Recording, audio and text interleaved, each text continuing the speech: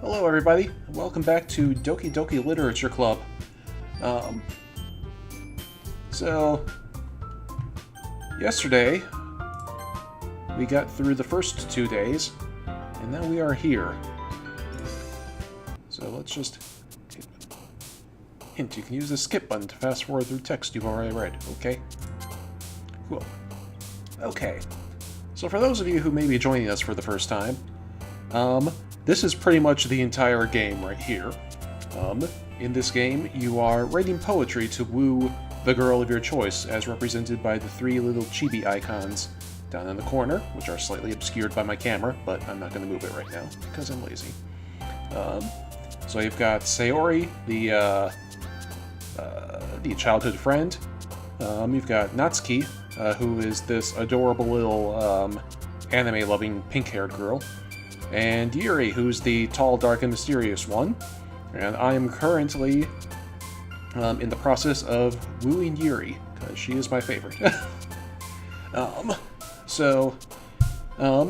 object of this game is to impress the girl of your choice with your poetry, and you do that by picking up on keywords that you think they will like. So like fluffy is something that the cute little pink-haired girl would probably like. Time, I imagine that would be Yuri, possibly Sayori, because like Sayori's thing seems to be that she's like insecure about, because like you're her childhood friend and she's insecure about losing you, is kind of her drama, I think, and so things like time, forever, just like she's worried about things changing, and I think that that's where a lot of her keywords come in.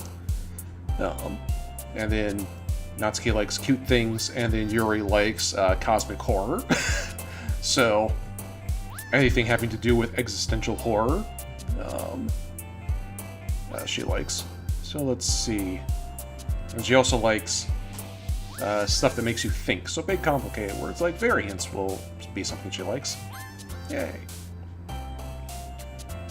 Let's go with tragedy. Yep. The other thing is, Sayori seems to have a dark side, because every once in a while you'll pick something like death or tragedy, and that'll perk her right up, which is mildly alarming. Let's see. But yeah, I'm trying to impress Yuri with my choices. I just failed on that one. Alright, let's go with philosophy. Yep. Imagination is something she'll like. Huh. Electricity, yep.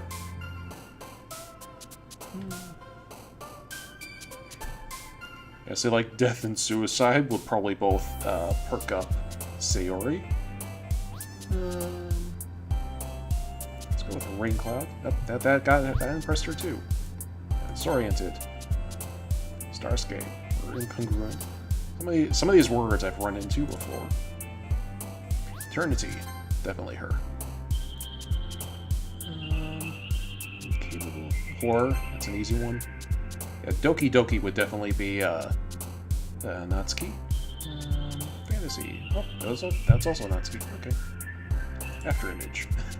It's actually Afterimage is actually a word she used in one of her poems. Valentine seems like existential horror, right? Misfortune. That'll probably trigger Sayori. Existence. It's definitely Yuri. Infallible, yeah, that sounds like Yuri. Unrestrained. Frightening. Intellectual. There we go. Melancholy, I think I've picked this word before and gotten it with Sayori. So, agonizing? There we go. Sensation's gonna be her. Yep, and there we go. So yeah, most of the words were words that Yuri would like. And then this here is, whoops. And then this here, and then this here is Monica. She is the 4th girl in the cast, and oddly enough, she doesn't seem to be one who you are allowed to pursue, which has me worried, because like we've already gotten like, well, the biggest hint that there is something dark going on in this game is the big ol' warning you get when you turn on the game saying, "Warning, this game is not suitable for children or people who are easily disturbed." And so, Monica here is kind of the perfect girl who, like, seems to have some dark failure in her past, and so I wonder what her deal is.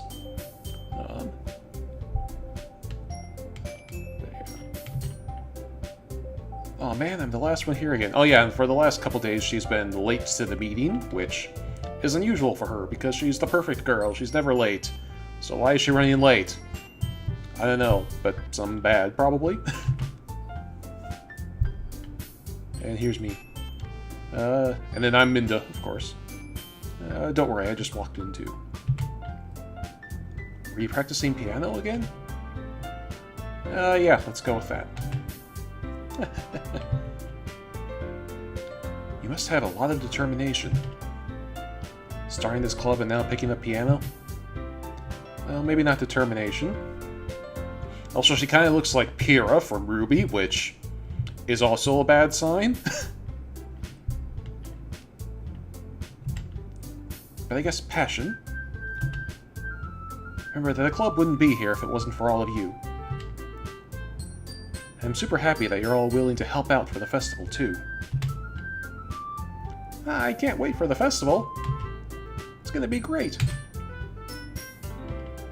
Eh? Weren't you complaining about just yesterday? Well, yeah. I'm not talking about our part of the festival. It's a whole day of school where you get to play and eat all kinds of delicious food. Sound a bit like Sayori all of a sudden? Yeah, Sayori is the big eater. Monica, do they usually have fried squid? Squid? That's a pretty specific thing to look forward to. Hey, I've had fried squid. It's delicious. Well, come on. Are you saying you don't like squid? Yeah, are you saying you don't like squid? You of all people. Yeah, I didn't say I didn't like it. Besides, what do you mean by you of all people? What do you mean, you people? What do you mean, you people? Cuz, it's right in your name. Monica. Ah!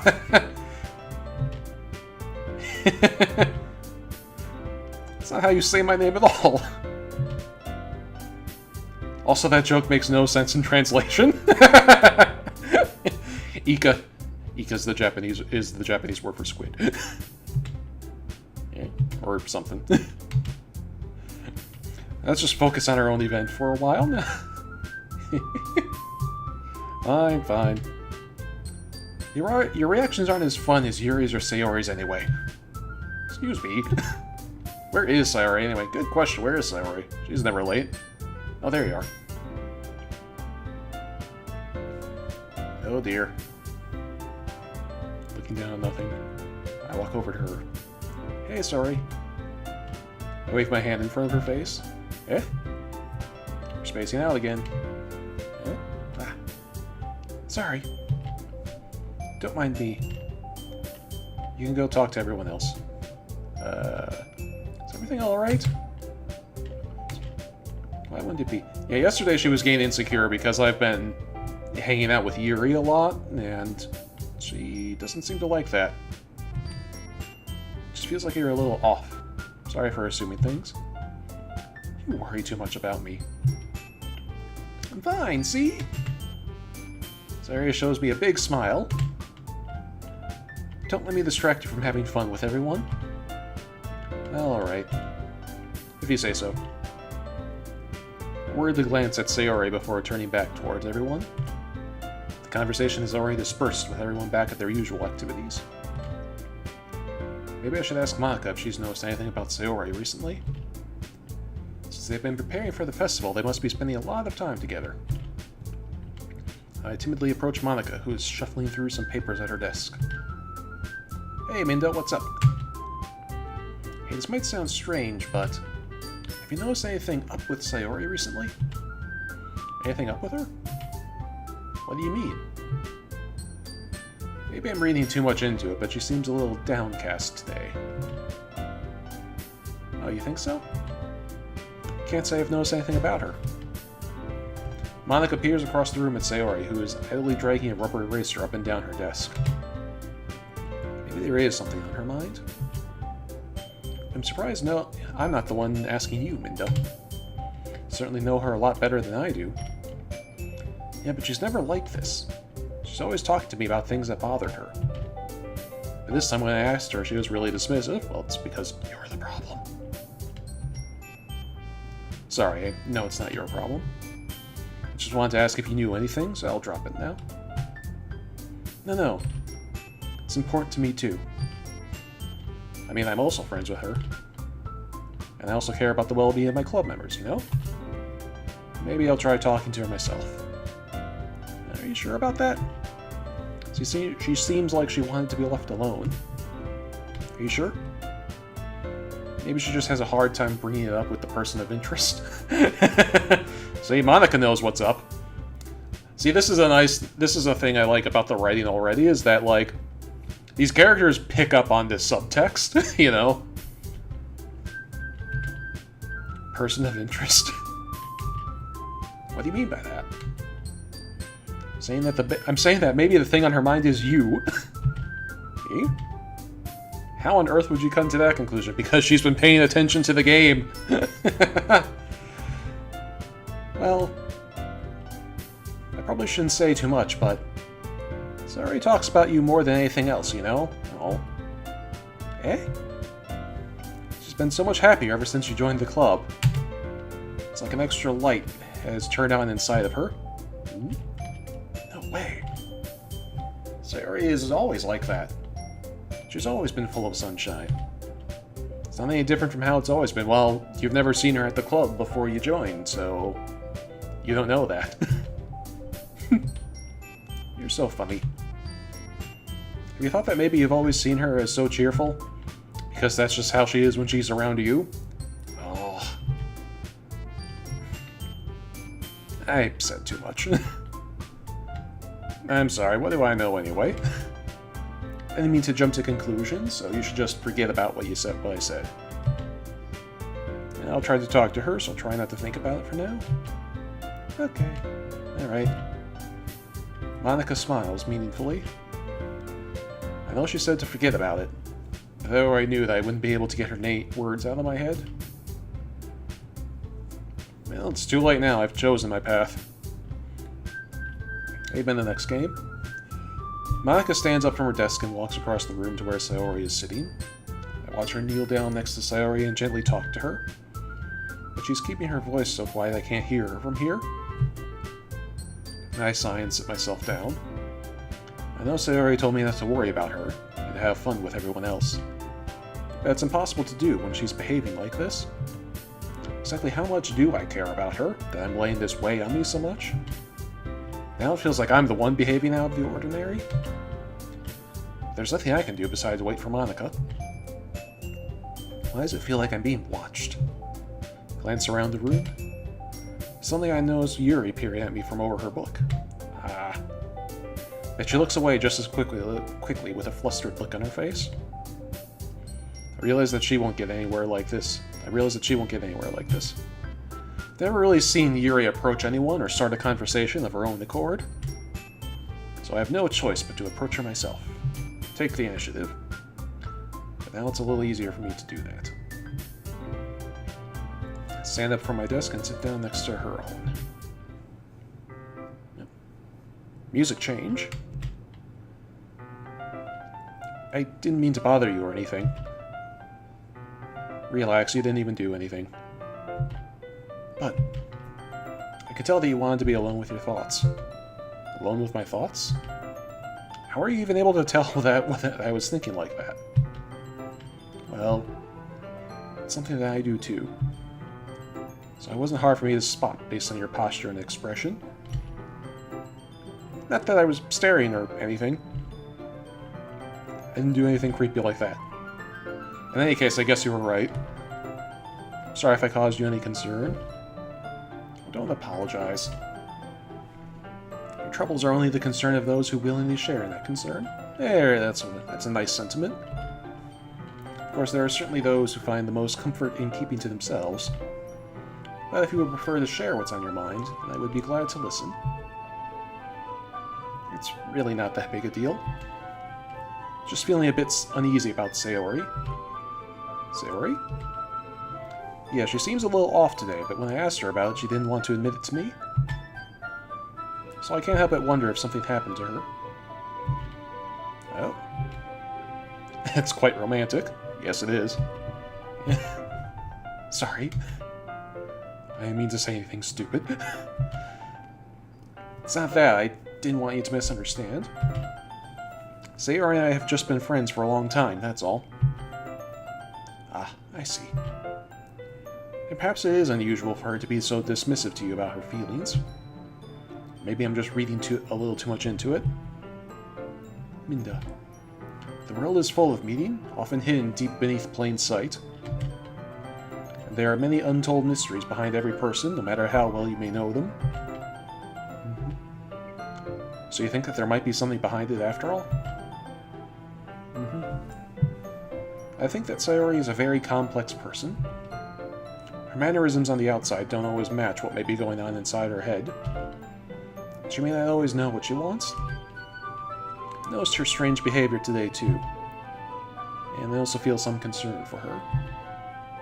But in your case, it looked like she was fully occupying your thoughts, wasn't she? Well, I guess that was the case. Sayori... she really means a lot to you, doesn't she? I guess, yeah. This is getting awkward. But you don't need to put it that way. We're just good friends, that's all. Yuri suddenly looks deeply into my eyes.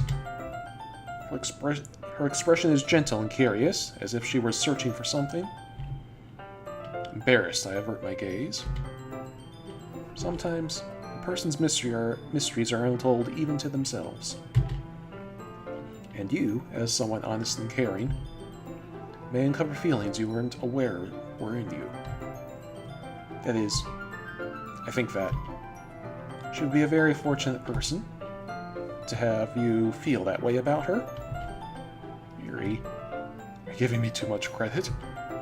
I'm a pretty simple guy, so I think I'm pretty good at understanding my own feelings. Not nearly as sophisticated as you. It's not a compliment, is it? It is what it is.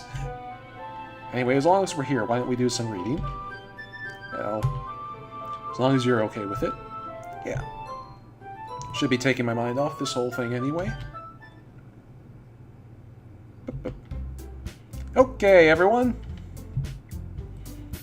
After some time passes, Monika calls out to the club room. Why don't we share our poems now? Before I know it, everything is back to normal. Everyone goes to retrieve their poems, and I do the same. I make eye contact with Monika, and she smiles at me. I wonder what she was talking about with Sayori. Okay, well, as always, first girl first. Minda! Your writing has only improved in these last few days. Every poem you've shown me has been nothing short of spectacular. I can really feel the emotions. I'm a little envious, even. I don't think I ever came to be this naturally. That's the wrong way to put it. This never did come naturally to me, but I've been able to improve so much thanks to you. Aw, good boyfriend. You're really the example I was chasing after? Is that so? Yuri gently smiles to herself. This feeling. I'm so glad I got the chance to share my writing. I never thought I would feel like this. Aw, look at her little embarrassed smile. She is so cute. Yes, this girl's great. I remember you mentioning that yesterday. I can't believe that you're so good at something you've never even shared it with anyone. It's kind of a shame. Maybe, but it's not like I really had a choice. Oh, dun dun dun. What do you mean? Well, Yuri smiles sadly. I mean, during lunchtime I eat by myself. Did you know that? I mean, I kind of probably would have predicted that, but okay. It's a great time to find a quiet spot and do some reading. In fact, I always have some books with me. You could say I really enjoy reading. Well, that's one way to put it anyway. But books are so full of amazing and inspiring people. People you want to fall in love with. Okay. Or people you just know would make a really good friend. Cheerful people who always put a smile on your face. Or deep thinkers and problem solvers who discover the mysteries of life. So when you look at it that way, I'm surrounded by friends every day. You know?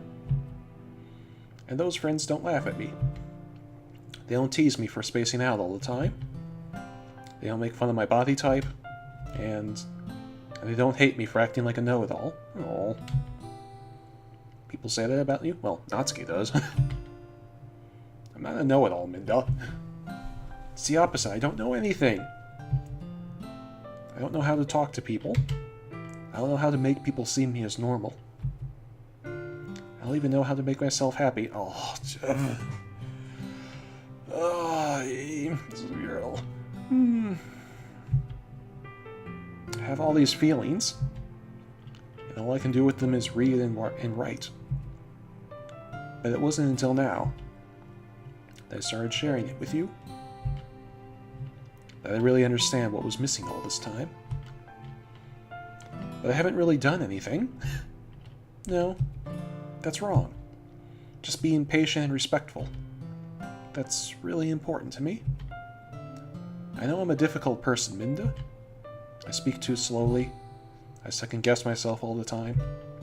I read too deeply into things. But every time, you've always treated me just like anyone else. It's so rare that I feel comfortable with myself when I talk to others. But that's why every time I talk to you, I just feel really happy. I see. Well, I treat you how you deserve to be treated, Yuri. If other people don't see it that way, then screw them. I mean, I joined this club hoping I would make friends. I would say I've made at least one success. Wouldn't you? If you put it that way, yeah. We really are friends, aren't we? Aw, look at her, she's so cute. Yuri puts her head in her hands. But this time she's smiling as she does it.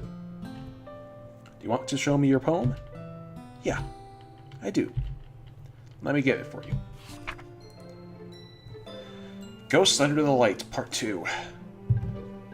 So yeah, Part 1 was her poem on the first day, I believe. The tendrils of my hair illuminate beneath the amber glow. Bathing. In the distance, a blue-green light flickers. A lone figure crosses its path, a silhouette obstructing the eerie glow. My heart pounds, the silhouette grows. Closer, closer. I open my umbrella, casting a shadow to shield me from invisibility, but I am too late. He steps into the streetlight. I gasp and drop my umbrella. The light flickers, my heart pounds. He raises his arm. Time stops.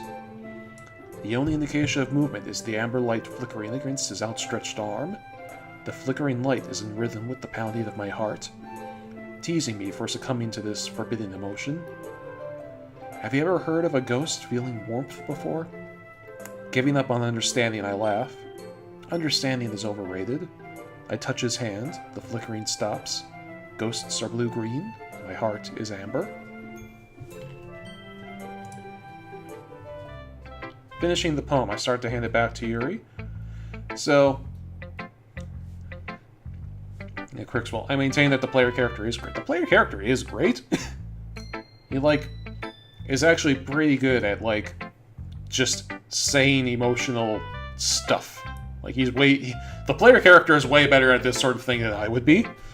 If I were actually talking to you, I'd be like, yes, emotions are good.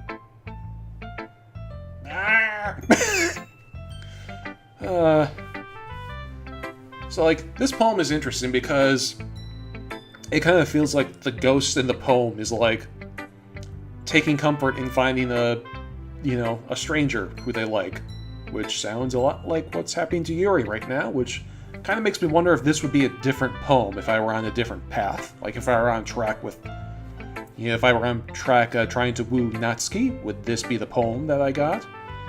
I'm not sure that it would be. But Instead of taking it from me, she looks away. Do you dislike it? No, of course not. I just don't really know how I should respond. Despite Yuri's poems usually being cryptic, it wasn't hard to figure out what this one was about. Uh-huh. I don't know if I'll be able to explain this one. That's fine. You don't need to. I understand this one. Aww. Yuri is having an even harder time speaking than usual. Does this one mean a lot to you? Yuri nods. I'm not really good with words, but I'm happy that you shared it with me. So thank you. And I hope we can keep spending time together.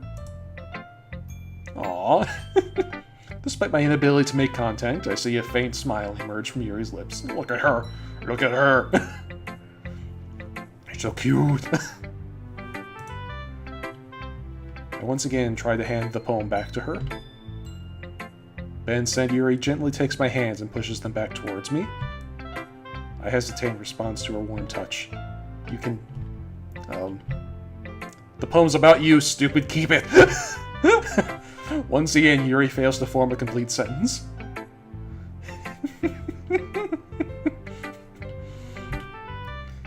You mean I can keep it? Yes! Yuri nods. I'd love to. Aww. Again, Yuri faintly smiles, as if she doesn't want me to know this. You always make me feel nice. I know I'm not really good with people, but I hope that I can return the favor sometimes. Yeah. Don't worry. I think you do a good job. Yuri finally turns back towards me. I guess we should move on before Monika says something. But I'm sure we can talk again later. Oh yeah. Yep. I'm sure we will. With that, Yuri timidly smiles at me, and I return to my seat so I can put her poem away. Alright, let's see if Sayori wants to actually talk about what's eating her.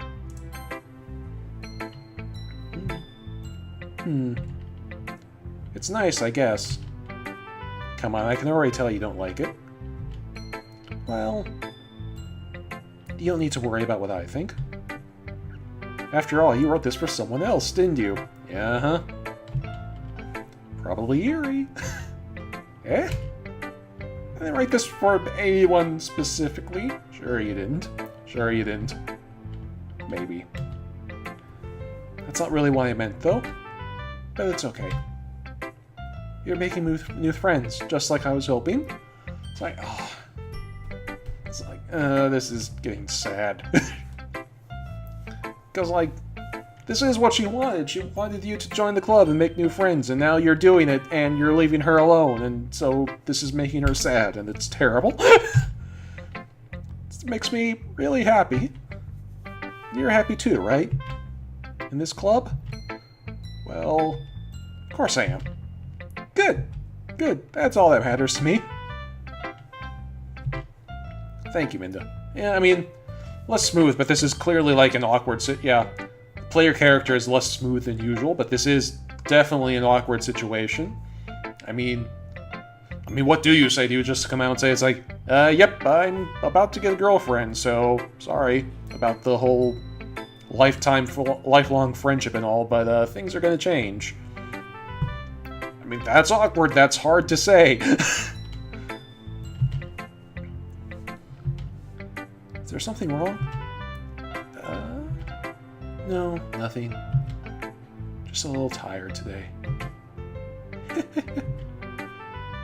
Alright. Just tell me if you need anything. I will. Don't worry about me, okay? You can go play with everyone else now. If you insist. Yay. I'm gonna go home a bit early today. Sayori? Tell Monika I wasn't feeling well, okay? Oh, she's not even walking home with me. This isn't... I'll see you tomorrow. Before I can say anything else, Sayori cheerfully walks out the classroom, humming to herself. Yeah, no, wow, that's... So yeah, she didn't share her poem with me, which is new. And she's not walking home with me, which is new. So this is This is hitting Sayori hard. Natsuki also stopped sharing her poems with me a couple days back because she could tell I feel like the whole Bottles of Happiness poem from the last stream was practically a character study. Yeah, it was. It's like, yeah, go back and look at her poem from day 2, if you can.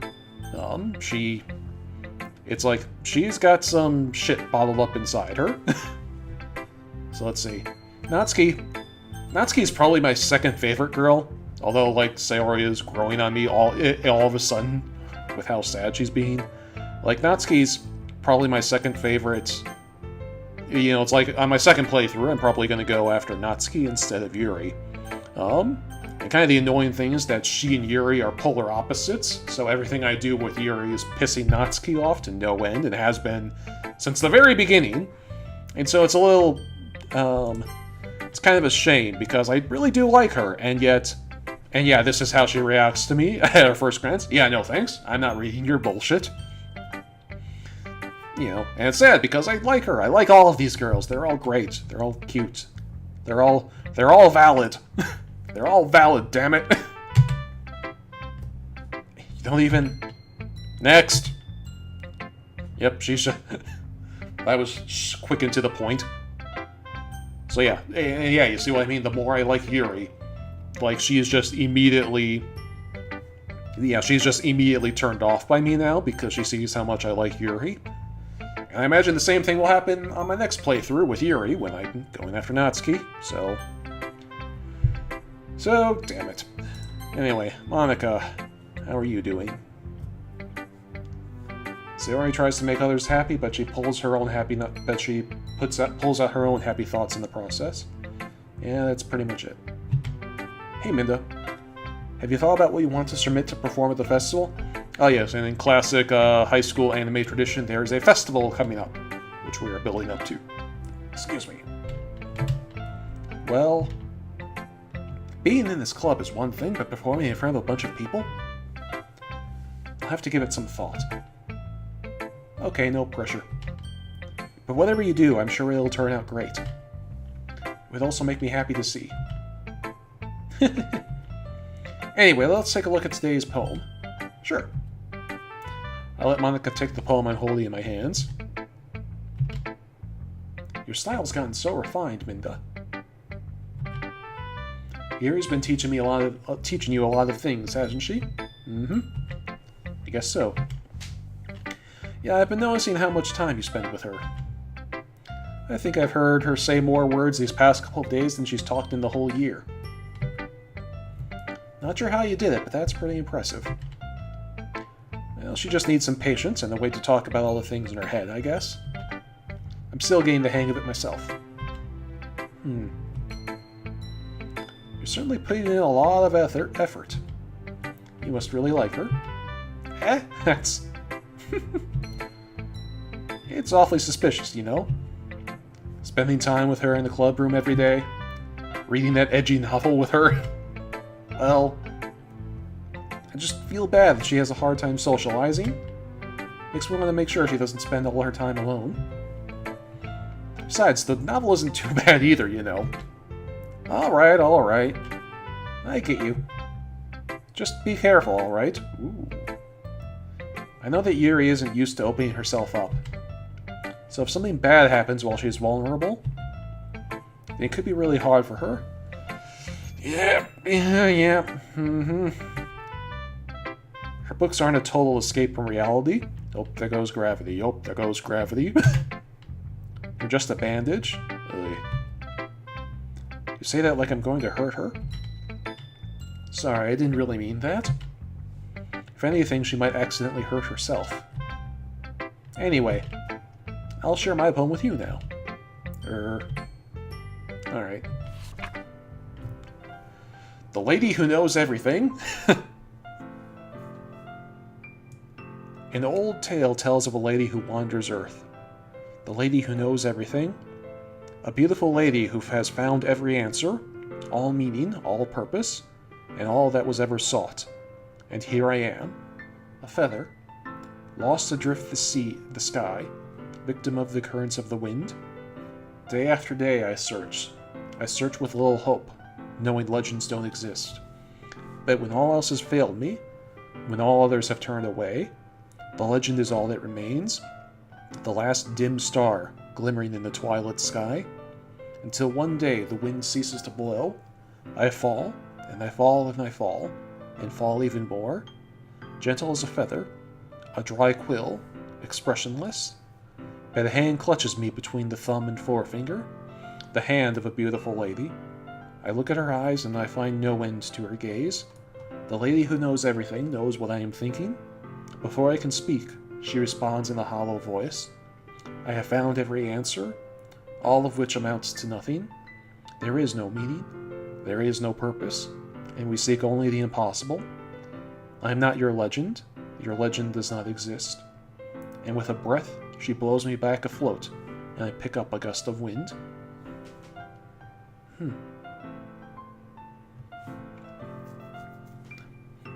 Translation, never meet your heroes, I guess. Ooh. You know, I feel like I'm learning and looking for answers. I feel like learning and looking for answers are the sorts of things that give life meaning. Not to get too philosophical or anything. That was kind of on my mind, so that's what I wrote about. I see. Never really put much thought into it. In a way, it's almost paradoxical. We're constantly looking for answers, but we're looking for answers that may not be there. Because if we had all the answers, wouldn't the world start to lose its meaning? You know, there's one thing I noticed. It seems like everyone in the club prefers writing about things that are more sad than happy. Foreshadowing! Are you surprised? I mean, if everything was okay, we wouldn't really have anything to write about, would we? Humans aren't two-dimensional creatures. I think you know that better than anyone. You mean one-dimensional? Ah, yes, that. Once again, Monica keeps breaking the fourth wall. It's kind of great. Yeah, she did this yesterday, too, where her writing tip for the day was save your game frequently.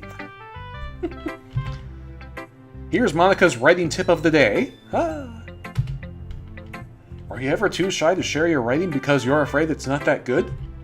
It can be really disheartening to get a lukewarm response to something that you put so much into.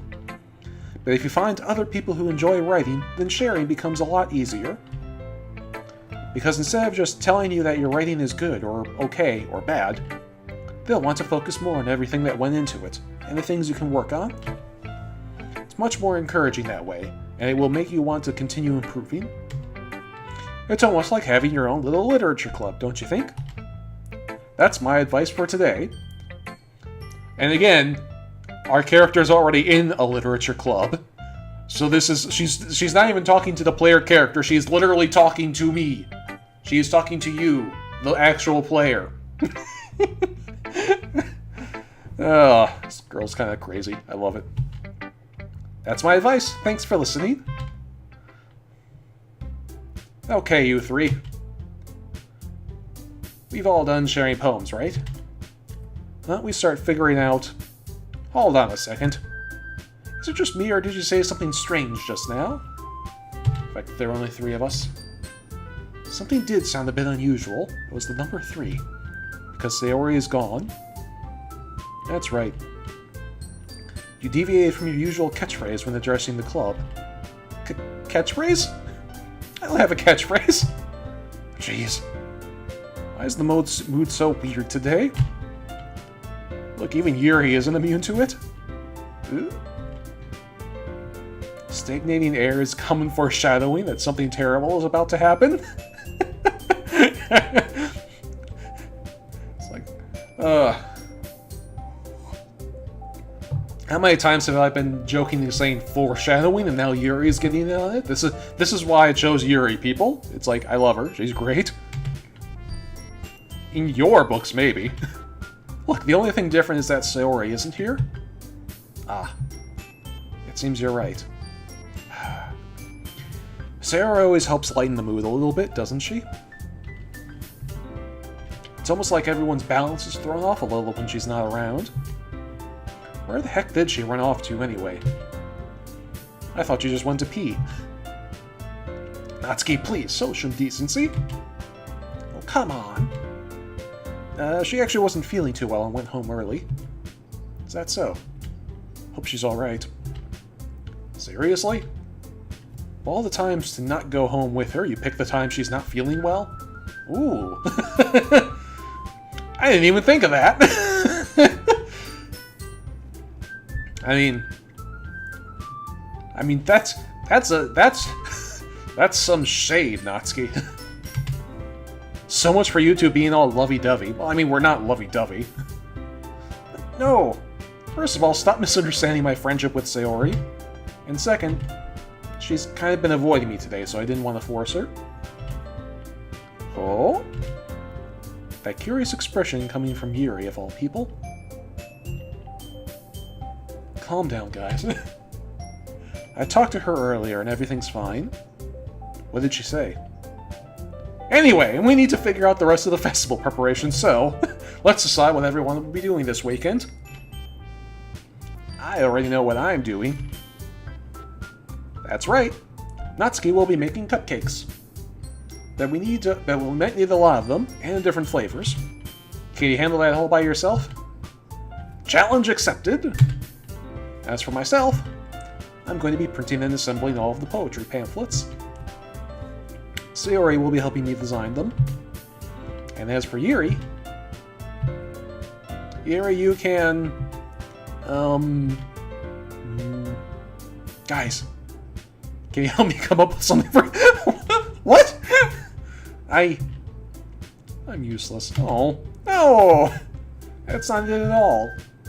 You're the most talented person here, you know? Now Natsuki's pouty too. Jeez, even I can tell now. I guess I never gave Sayori enough credit, but I can tell things are even harder on you when she's not around. That may be the case. But if I can't be a leader on my own, then I won't grow as a person. So, Yuri, you have beautiful handwriting, you know? So you should make some banners and decorations to help set the atmosphere. Atmosphere? But what about... I love atmosphere. Yuri's expression suddenly changes. She stares at her desk in focus and starts nodding to herself. Atmosphere.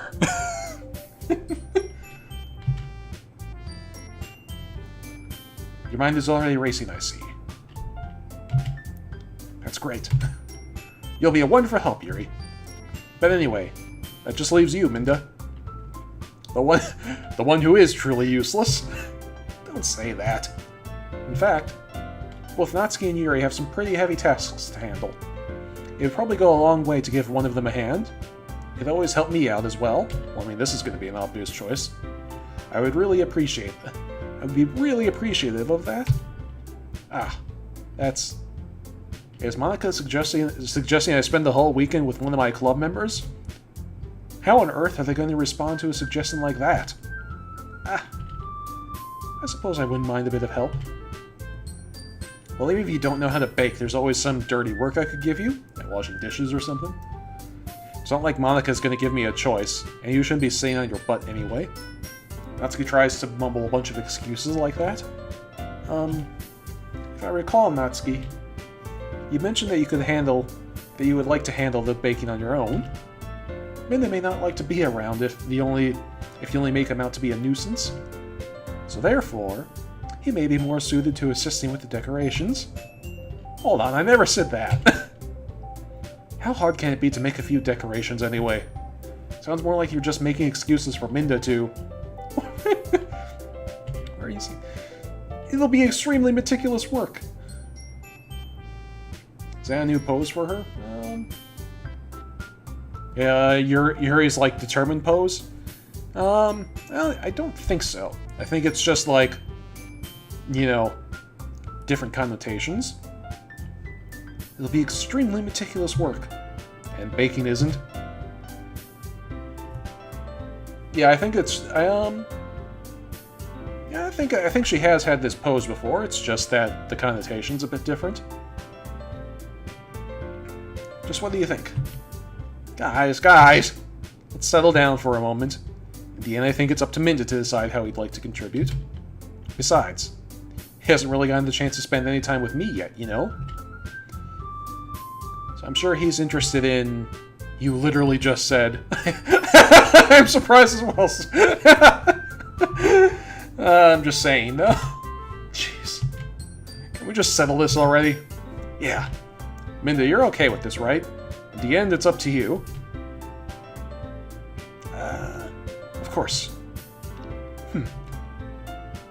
Very well. In that case, everyone looks straight at me. But of course, I'm going to go with Yuri. Well, duh. Now look at Sayori down there. It'll probably be most useful helping out Yuri. Yeah, sure. But me? Are you serious? Why would you... Natsuki, I can already tell that what you're about to say is something mean. No. I was just saying. Ugh. So you'll be helping Yuri, then, Minda? Yeah. That's what I'm going to do. I'm glad. I have a bad habit of overthinking these sorts of things. So I think your assistance will be very useful. That's great to hear. Natsuki, will you be able to handle the baking yourself? I mean, yeah. I already said I would be fine. Okay. Everyone can tell that Natsuki is feeling a bit sour. Sorry, girl, but a guy's gotta do what a guy's gotta do. So is that everything we needed to go over? Yeah, that should be about it. Are you guys excited? Well, excited might not be the right word. But I suppose I'm looking forward to it a bit. Do you feel the same way, Minda? But me? Yeah, I guess you could say I'm interested to see how it'll turn out. It's good enough for me. What about you, Natsuki? I wanted to spend time with Minda. Natsuki. What? Why is everyone yelling at me? I didn't even do anything. No, that's not what I meant at all. It's like, just ask her if she's alright. Well, I mean... I'm sorry for this. I don't really know why Minda picked me. And also, your cupcakes are the best cupcakes I've ever had. They go really well with my tea. Nothing that I do for the event will compare to that, so... I get it. Kinda surprised, though. Why? Well, I'm the one acting immature. I already know that. But you're trying to cheer me up all of a sudden. I know, I'm not very good at it. Sorry if I said something bad. Natsuki isn't the only one surprised. Monica and I are also taken aback by Yuri's words. When she already has trouble with words, trying to cheer someone up must be far out of her own comfort zone. But I begin to understand. Yuri was trying to sound like Sayori. Even if it didn't work perfectly, I can tell that she tried to say something Sayori would say at a time like this. Because Sayori would always helps everyone smile and feel good about themselves. No, I kind of appreciated it. I'm sorry for making a big deal out of nothing. Aw, this is it's bringing them closer together. I love it. But I'm going to say this. You better bet that my cupcakes are going to be the best part of the whole event. I believe you. Yes. I hope to see everyone do their best. But with that, there's nothing more for today. So I guess it's time for us to head out. Alright, let's get out of here then. Everyone packs up their things. I start to follow Monica and Natsuki out the door as they chat between each other. Ooh. Eh? I turn around. Sorry. I realize I don't have any way of contacting you this weekend.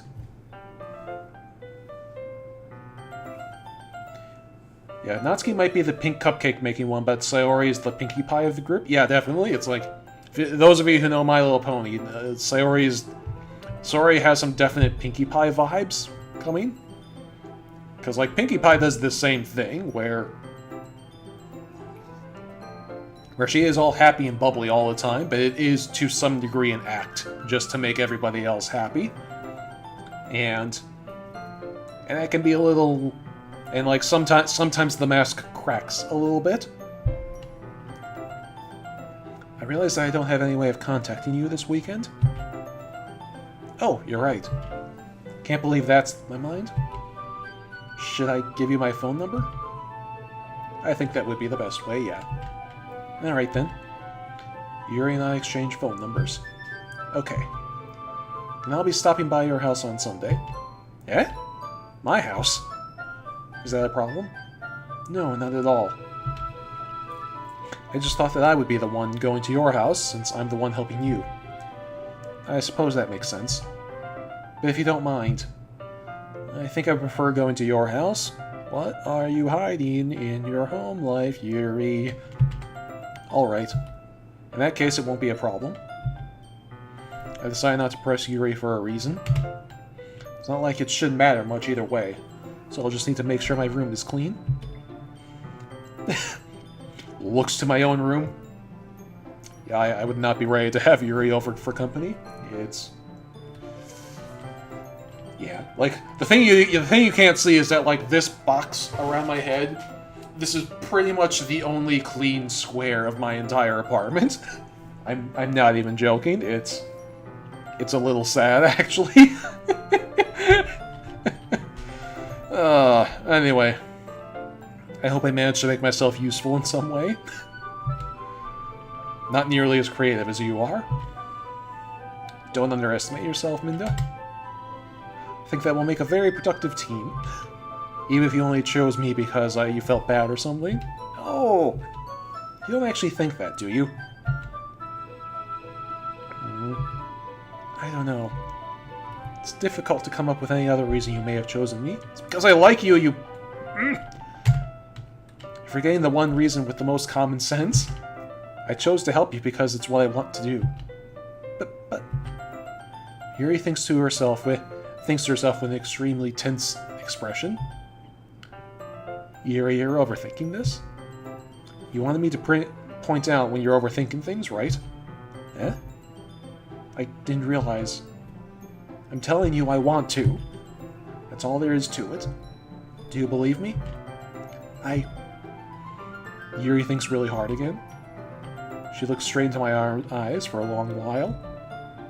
I believe you. As if it took her tremendous effort, Yuri finally says that and relaxes her expression. I'm really looking forward to Sunday. Yeah. I am too. After that exchange, I make my way out the door, and Yuri follows. Can't believe this. Yuri's going to be coming to my house on Sunday, and I need to sneeze.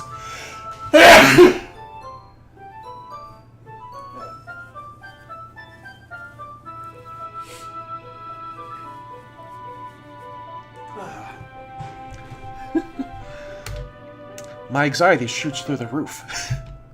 Even though I've gotten pretty used to handling her at this point, there's no telling what might end up happening when we're outside of school. More than that, she's told me she was looking forward to it. Is this a chance I have to make something happen between us? Or is it too early for that? Only time will tell. But until then, I won't be able to take my mind off of it. Seriously can't wait. Alright. It's already Sunday. I've been getting increasingly anxious about Yuri's upcoming visit. I keep telling myself there's no reason to be nervous, but it doesn't help much. Yuri is clearly an introvert and also an intimate person in general. There's no doubt that she'll open up a little bit when it's just the two of us. Meanwhile, we've even been texting occasionally. Yes! Good. Texting is good. She is extremely apprehensive at first, but it wasn't long before I was already learning more about her. But putting Yuri aside, I haven't heard a single thing from Sayori since she left the club the other day. Uh-oh. It's not like we text each other all the time or anything, but I've been worried about her in the back of my mind. Between what Sayori said and what Monica said, Is it really okay for me to put Sayori's feelings aside when she might need me? Oh... I mean, there are your own feelings, too, so... I mean, like, if you don't feel that way about Sayori, you don't feel that way as Sayori, and... So I don't... I mean... This game is hard, all of a sudden. I decide to visit Sayori before Yuri comes over. Rather than asking, I simply tell her I'm coming over, much like we've done in the past. Once I reach Sayori's house, I knock on the door before entering it myself. Again, we used to play so often that we've made a habit of simply entering each other's homes like we were family. The house is quiet. Sayori isn't anywhere in the first floor, so I assume she's up in her room. It's already strange of her not to run down and greet me. I head to her bedroom where I finally find her. Sayori? Hi, Minda. I sit down in her room.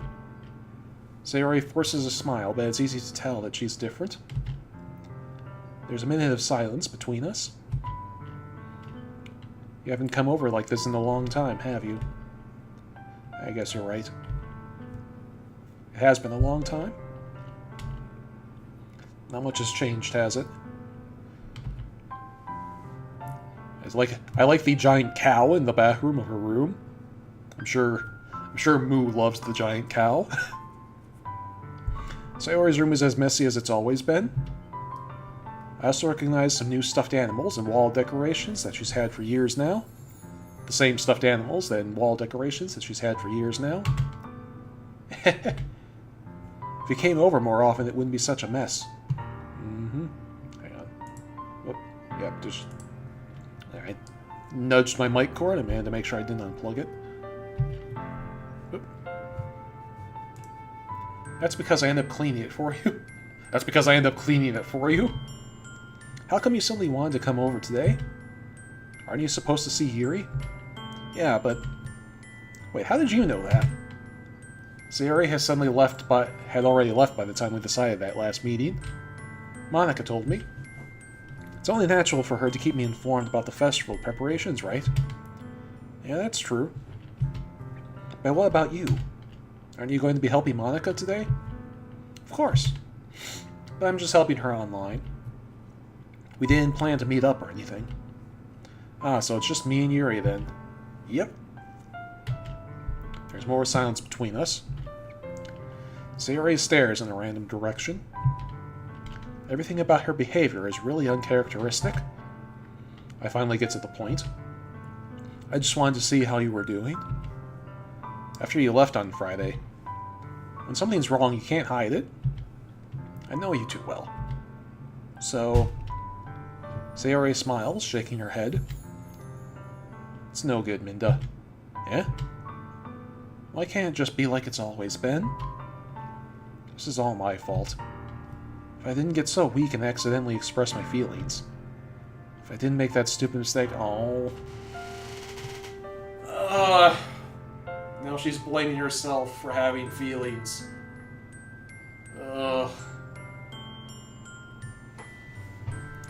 So now she thinks it's her fault because she's not happy that it's her fault that other people aren't happy.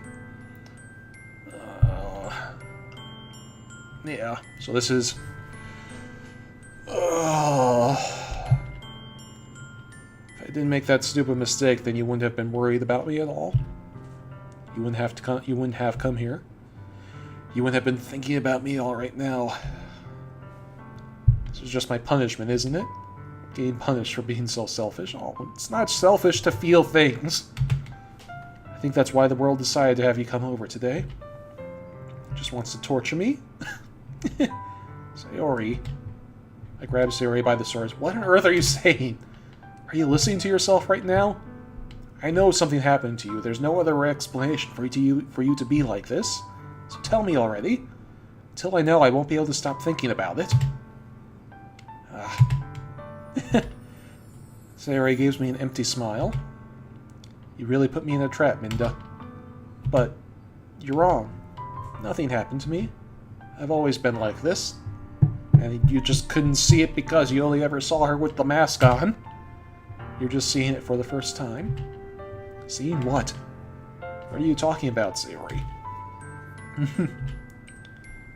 You're really just gonna make me say it, aren't you, Minda? Guess I have no choice this time. The thing is, I've had really bad depression my whole life. And here we go. Did you know that? Why do you think I'm late to school every day? Because most days I can't even find a reason to get out of bed. And here's the part where shit gets too real. What reason is there to do anything when I fully know how worthless I am? Why go to school? Why eat? Why make friends? Why make other people put their energy and caring to waste by having them spend it on me? That's what it feels like. And that's why I just want to make everyone happy. Without anyone worrying about me. Okay.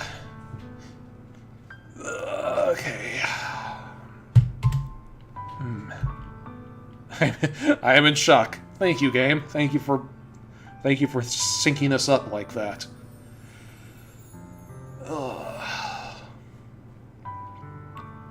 But yeah, this also is like a real thing with depression too. Like, a disproportionate amount of stand-up comedians have depression.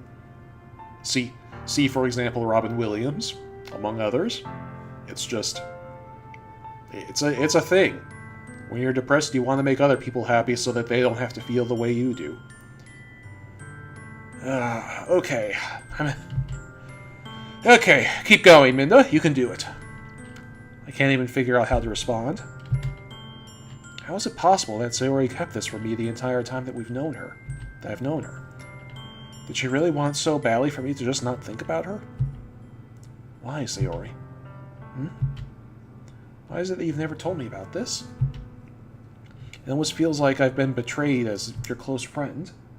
That's kind of the wrong thing to say, but, I mean, I get it. Because if I knew, I would have done everything I could to support you. Even if there's only so much that I could do. I would have tried a little bit harder to make every day a little better for you.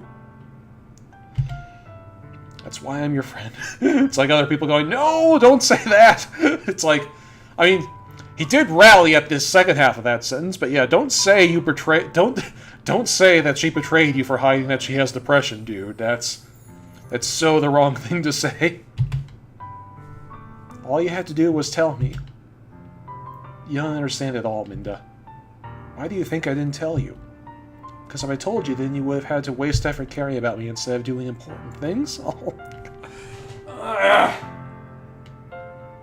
Why didn't I choose Sayori?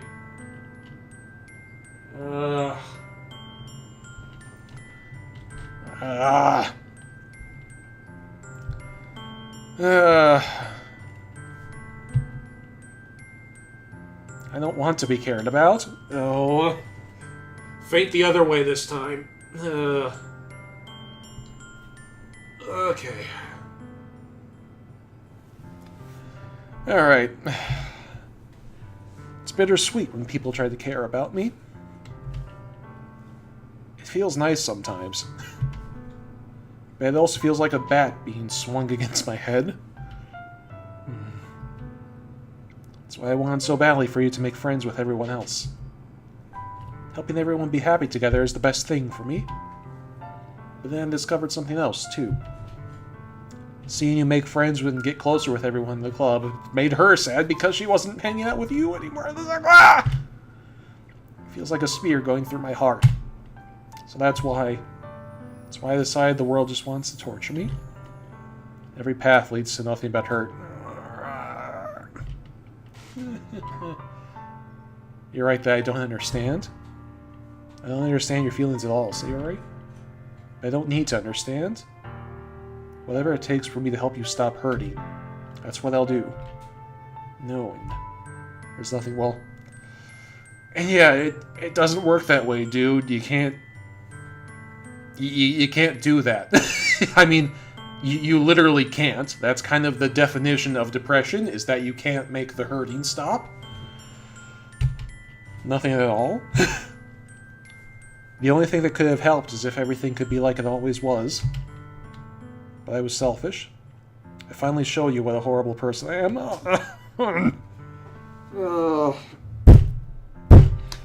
Okay. Tears streaked down Sayori's face. I made you join the literature club because I was selfish.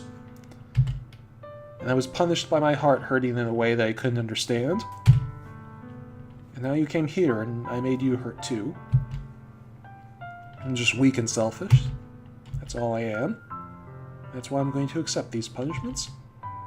Because I deserve every last one. No, you don't! Without thinking, I grabbed Sayori's shoulders. This time I pull her into a tight embrace. There we go! Minda. Sayori. I don't care if you feel selfish. I'm really happy that you convinced me to join the club. Seeing you every day makes it worthwhile enough. If I make friends with everything else, then that's just a bonus. But please never underestimate how much I care about you. I wouldn't have it any other way. Minda. Sayori isn't hugging me back. Despite my arms being wrapped around her, Sayori's arms remain at her sides. She starts sobbing next to my ear. No. Don't do this to me. Please don't do this. Minda, Sayori barely manages to speak between her sobs. I don't know if I'm doing the right thing, but all I want is for her to know that I care. If you have it in you to call yourself selfish, then you have to let me be selfish too. No matter what it takes, I'll figure out what needs to change. I'll make those feelings go away. And if there's anything else you need me to do, then you better tell me. I'll get mad if you don't. I don't know. I don't know. Gently, Sayori puts her arms around me in return. I don't know anything. It's all really scary. I don't understand any of my feelings, Minda. The only time I'm not feeling nothing is when I'm feeling pain. But your hugs are so warm. And that's really scary too.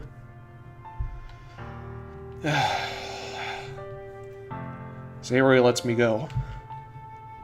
As she does so, I let her go as well. The festival is tomorrow? Yeah. It's going to be fun, right? Yeah. How would you like me to spend it all with you? It's what I want.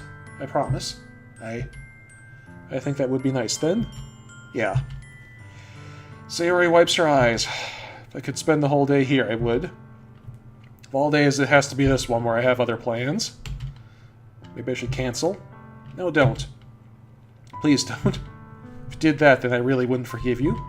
But it's almost time for Yuri to meet me at my house.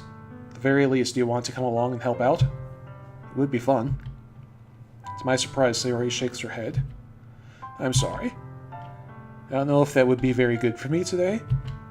You understand, right? Yeah. It's kind of hard for me to fully understand, but I'm trying my hardest. It's okay. Don't worry too much about it. I'll see you tomorrow, okay? Alright. I look forward to it. Oh. This game's gonna make me choose between her and Yuri eventually.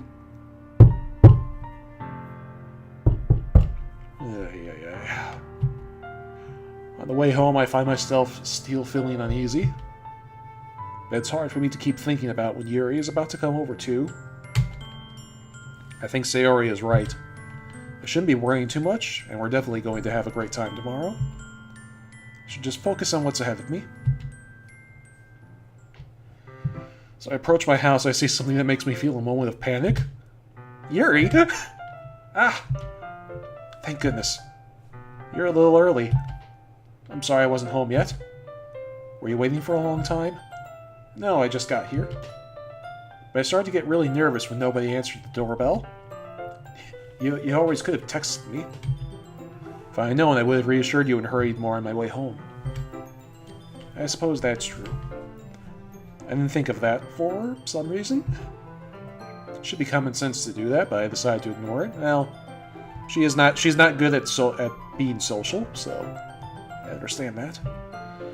Anyway, let's go inside.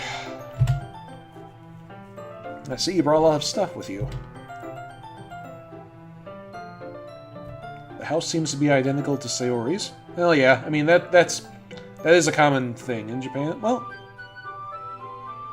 I mean, that's a common thing anyway. You know. Yeah, it's like... Yeah, the like, form factor housing is a thing in Japan, just like it is in some parts of America. I don't know how common that is in Europe. Probably not very. And did you manage to find everything I asked you to buy as well? Yeah, pretty much. At least I hope I got everything right. I'm sure it'll be fine. I take Yuri to my room. The first thing she does is glance around curiously, which makes me feel anxious. It's so clean. Yeah, clean. It's always like this. It's always this clean. Even when I don't have company over. Even when I don't have a very pretty girl in a sweater coming over to visit me. I cleaned it before you came over, so... That's very considerate of you. It would be really embarrassing for my room to be a mess while you were here. Well, I do enjoy cleaning. Would have gladly helped you clean. That would be even more embarrassing. Oh god, and Minda always cleans Sayori's room for her because she's too depressed to do it herself. Fucking, It's like, that just hit me. that just hit me. That puts a whole new fucking spin on that adorable character quirk. Fuck. Wait, don't look in there. I snatched Yuri's wrist, which was in the process of opening a desk drawer of mine. I'm sorry. I wasn't thinking for some reason. I was just spacing out. It's fine, it's fine. I let go of Yuri's wrist. She almost finds the porn stash. She puts both of her hands firmly in her lap, as if making sure she's keeping track of them. So, should we get started? Yeah. I have a few things planned that you can help with. Decorations and other atmospheric enhancements. Atmospheric enhancements? You know, mood lighting. Aromatherapy candles. Oh, wow. I didn't know you planned on taking it that far. Of course. I want to help take our guests to a faraway place. Although many will stop by just out of curiosity. And for cupcakes.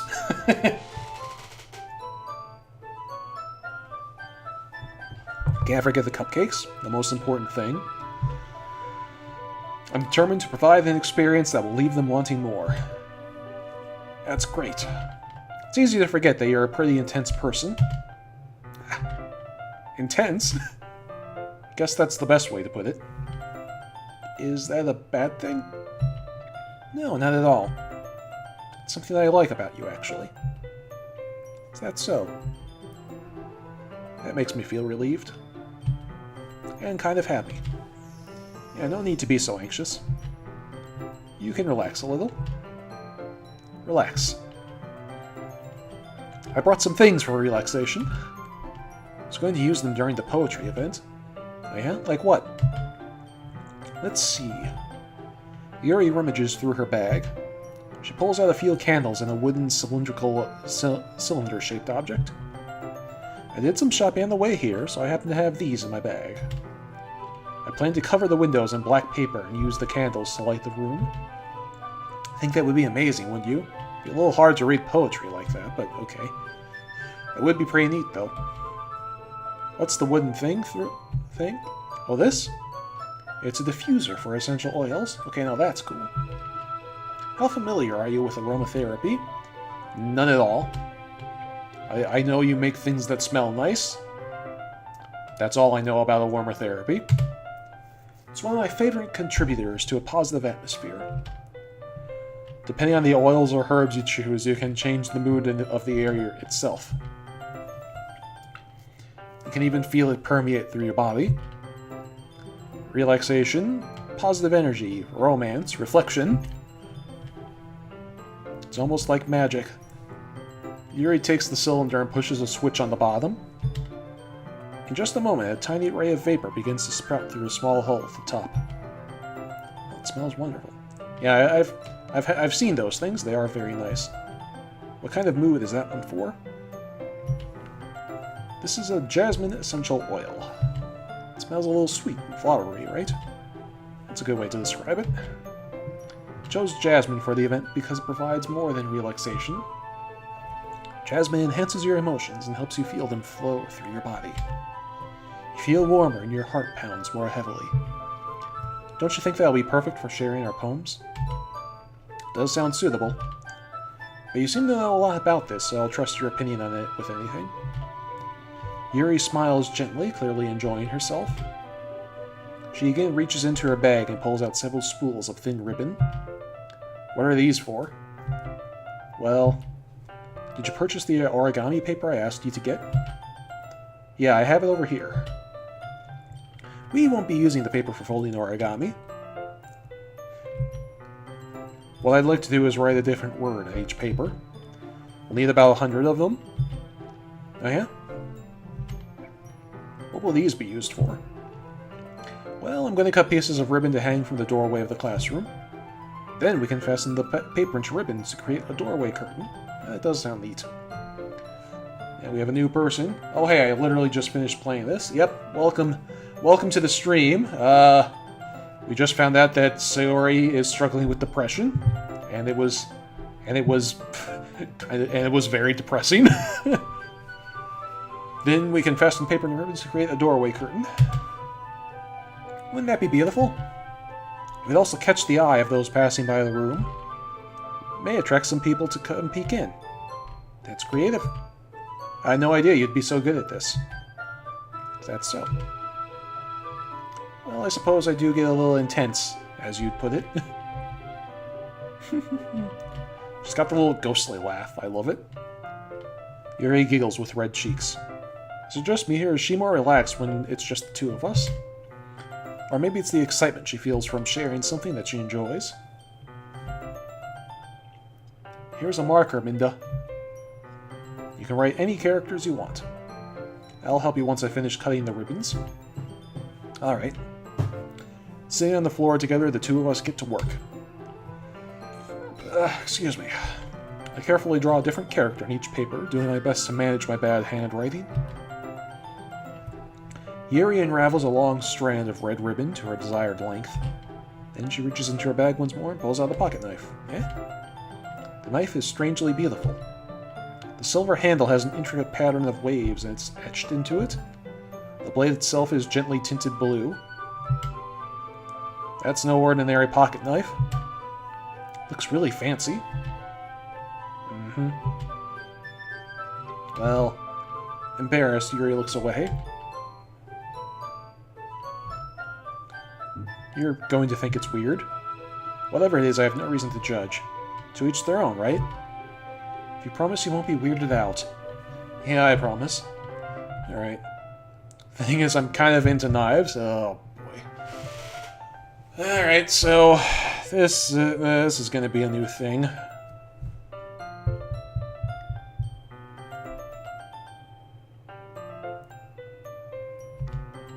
They're just so pretty.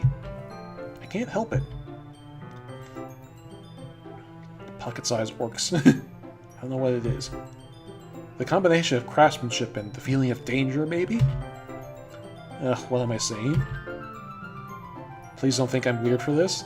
Is she gonna have, like, a cut? Does she have, like... We're gonna find out she has, like, a cutting thing? Really? You're laughing at me? No, I'm not laughing at you. It's just funny how nervous you got about sharing. It's an interesting thing to be into, I guess. But I think it kind of suits you. Suits me. Yeah, it's kind of intense. Besides, it's a really cool-looking knife. I can't deny that. Hey, Herbert Fred. It is, isn't it? Yuri relaxes her expression once again. She does wear long... Yeah, she wears long sleeves. That's the other thing I'm looking at here, is like... She likes knives, and she's wearing long sleeves. These are two things that, you know, and she's also got, like, you know, her... You know, she's also got the turtleneck on, so it's like, that's... This... It's like, I mean, like... Like, I don't want to just say I want to see her naked, because that sounds crass, especially since this is, you know, a dating sim. But there's something hiding under there. I have a bad feeling about this. Would you like to hold it? Sure, I'll check it out.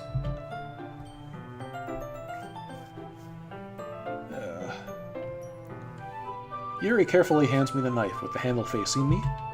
I take it and turn it around in my hands. It feels heavy and extremely solid. Where do you even get a knife like this? Curious of its sharpness, I feel the point of the knife with my index finger. Ow. Minda! Baka! Why did you do that? I didn't expect it to be that sharp. You idiot. I barely touched it at all. It's my fault. Should have warned you. The knife is extremely sharp. It can cut through skin like it's paper. Say, you sound like you're speaking from experience, Mrs. Long-Sleeved Girl. Oh no. A small drop of blood trickles down the side of my finger. Yuri takes my hand and gives the wound a closer look.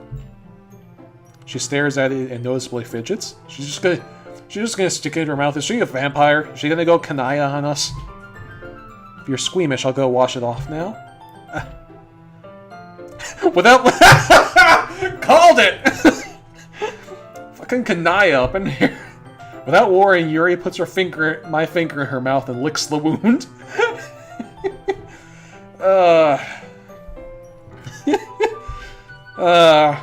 I'm dating a goddamn vampire. Awesome. I feel her tongue curl around my finger. Startled, I instinctively pull my hand back. Oh, please forgive me. I wasn't thinking. Yuri lowers her head, her face burning up. Yuri, it's the most embarrassing thing I've ever done. How could I do something like that? I'm sorry. Sure, it was a little weird and it took me by surprise. I guess she was just trying to help, right? I think you're overreacting a little bit. She doesn't lift her head. What if she doesn't recover from this for the rest of the afternoon? Alright, you know what? It might be a stupid thing to do, but I do it anyway. I take Yuri's hand and lick her index finger with her. Wait! Did you really just do that? Now we're even. Yuri just looks at me like I did something wrong. I knew that would be a bad idea. If not for the sweet aroma of the jasmine oil, the air would be extremely heavy right now. You're so weird. She's the one calling me weird. I'm calling that a victory. She's calling me weird. Yuri giggles shyly. Eh? Yuri calling me... I love it. Like, sometimes the player character is way smoother than I am, and sometimes we're just the same person, and I love it. I have no response to that.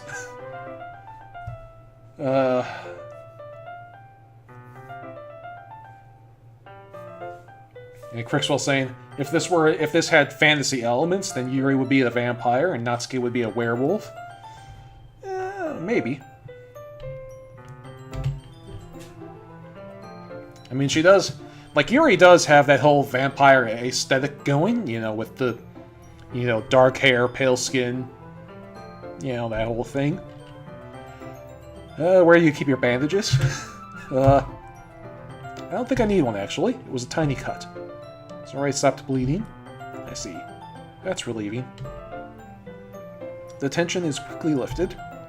We each resume our repetitive tasks. I watch Yuri's knife cut through the ribbon like it's nothing but air. Meanwhile, I continue to make progress on the paper. After we finish attaching the paper to the ribbons, we lay them all out side by side. Looks better than I expected and will be ineffective as a door curtain. Looks great. Good thinking coming up with that, Yuri. Ah, thanks. It's just something I saw online, really. Are you ready to move on to the next task? Yeah, let's do it. What do you have in mind?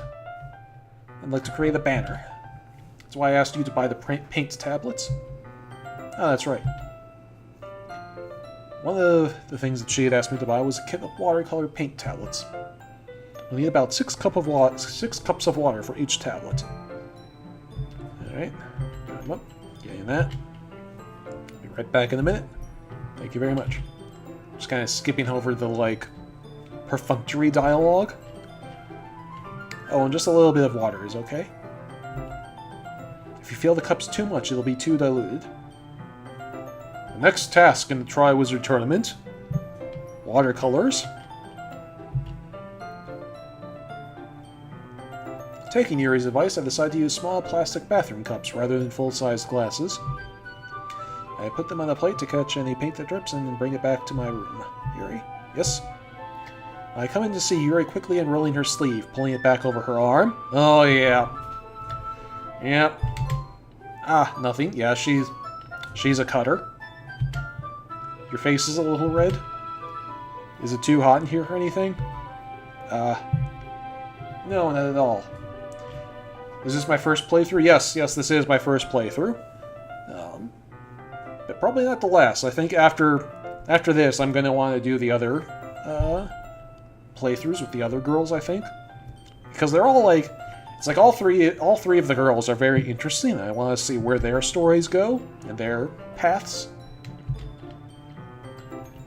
There's nothing wrong, so let's mix the paint.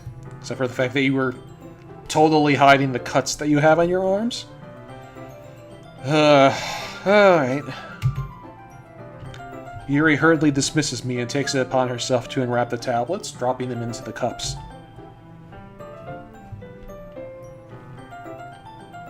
Yes. Someone's on their second playthrough right now. Who are you going through? Who did you go through on your... Which girl did you choose on your first playthrough, and who are you choosing for your second? So, I thought we would do something simple that would look very nice. I'd like to paint a gradient across the banner, starting with the colors for a sunrise, then daytime, then sunset, and nighttime. Once it dries, I'll write an inspirational quote across the banner. We can hang it on the wall behind the podium, in front of the classroom. Yuri on the first playthrough and Natsuki on the second one. Yeah, that's what I was thinking too. Like before that scene with Sayori, like, the Yuri and Natsuki were kind of my two favorites, which meant it kind of annoyed me that they were also opposites. So, like, Natsuki immediately started disliking me as soon as I went after Yuri, which you know, kind of is too bad, because I like Natsuki. She's nice. She's like clearly like I'm sure you get more into it in her playthrough, but like the vibe I'm already getting from Natsuki is that she is super self-conscious about how like small and adorable she is, and so she's just like, she wants to be treated like an adult, but she feels like she's treated like a kid just because of the way she looks. And that's, you know, interesting. It's an interesting character. And so I look forward to examining that in a different playthrough. We can hang it on the wall behind the... Okay, I'm just gonna ask you to not talk about different endings. You know, in chat, because I still haven't gone through. We can hang it on the wall behind the podium at the front of the classroom. Ah, neat. What are you going to write? Well... it'll be more fun to surprise you. Yuri smiles at me. Oh, she's gonna write one of my quotes, isn't she? She's gonna write down something I said to her, and it's gonna be fucking adorable. If you say so. After rolling out the banner, Yuri and I kneel on opposite sides so we don't get in the way of each other. Yuri uses a brush and adds a few dots of different colors across the banner to serve as a color guide when we paint. This kind of reminds me of elementary school. Painting on a banner with watercolors feels a lot like the art class projects we had back then. It's relaxing. Ugh. Sorry if this feels too childish. No, I don't mean that at all. It's kind of fun, you know? Yeah. It is fun. Glad you feel that way. Yuri stops painting for a moment, thinking to herself. For me, I don't need to go out and do crazy things to have fun. In fact, I usually don't even want to. I just like when I can spend time with one other person, even if it's something simple like reading. Doesn't even matter if we don't talk much. Just having a friend next to me feels a little bit nicer. I think that's all it takes for me to be happy. Is that so? Even if Yuri and I are quite different, I can understand where she's coming from. Well, this is one area where the player character and I diverge. I am exactly like Yuri. Well, not exactly like her. I don't cut myself, but like, yeah, there's a reason I gravitated towards Yuri immediately for my first playthrough. I feel that way about things like anime and games, where simply sharing the experience with someone can make me happy. I think I feel the same way. Yuri gently smiles. I knew you'd understand. Yuri leans over the banner to grab an unused paintbrush, but I move at the same time, causing my head to bump into hers. Bump cute. Sorry. Thunk. Yuri reels back, and I quickly lift my hands in surprise. Are you hurt? No, I'm not hurt. Just startled me, that's all. Sorry, I should have asked you to get it for me. It's not your fault. Ah, your face. There are droplets of paint on Yuri's face and neck. Is there something on my face? Yeah, I accidentally got paint on you. Sorry, it's totally my fault.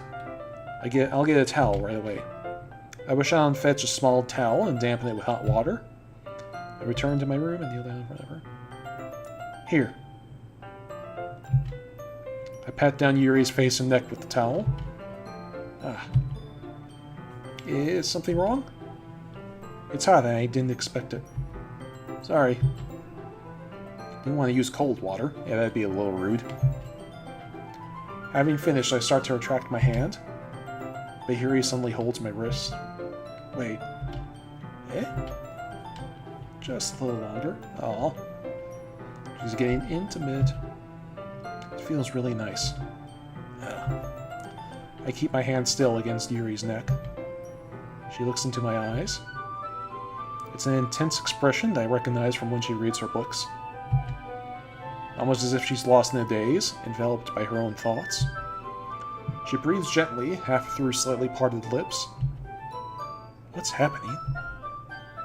Is it the aroma of the jasmine oil giving me this dizzy feeling? Yuri's gentle fingers wrapped around my wrist send a tingling sensation through my arm.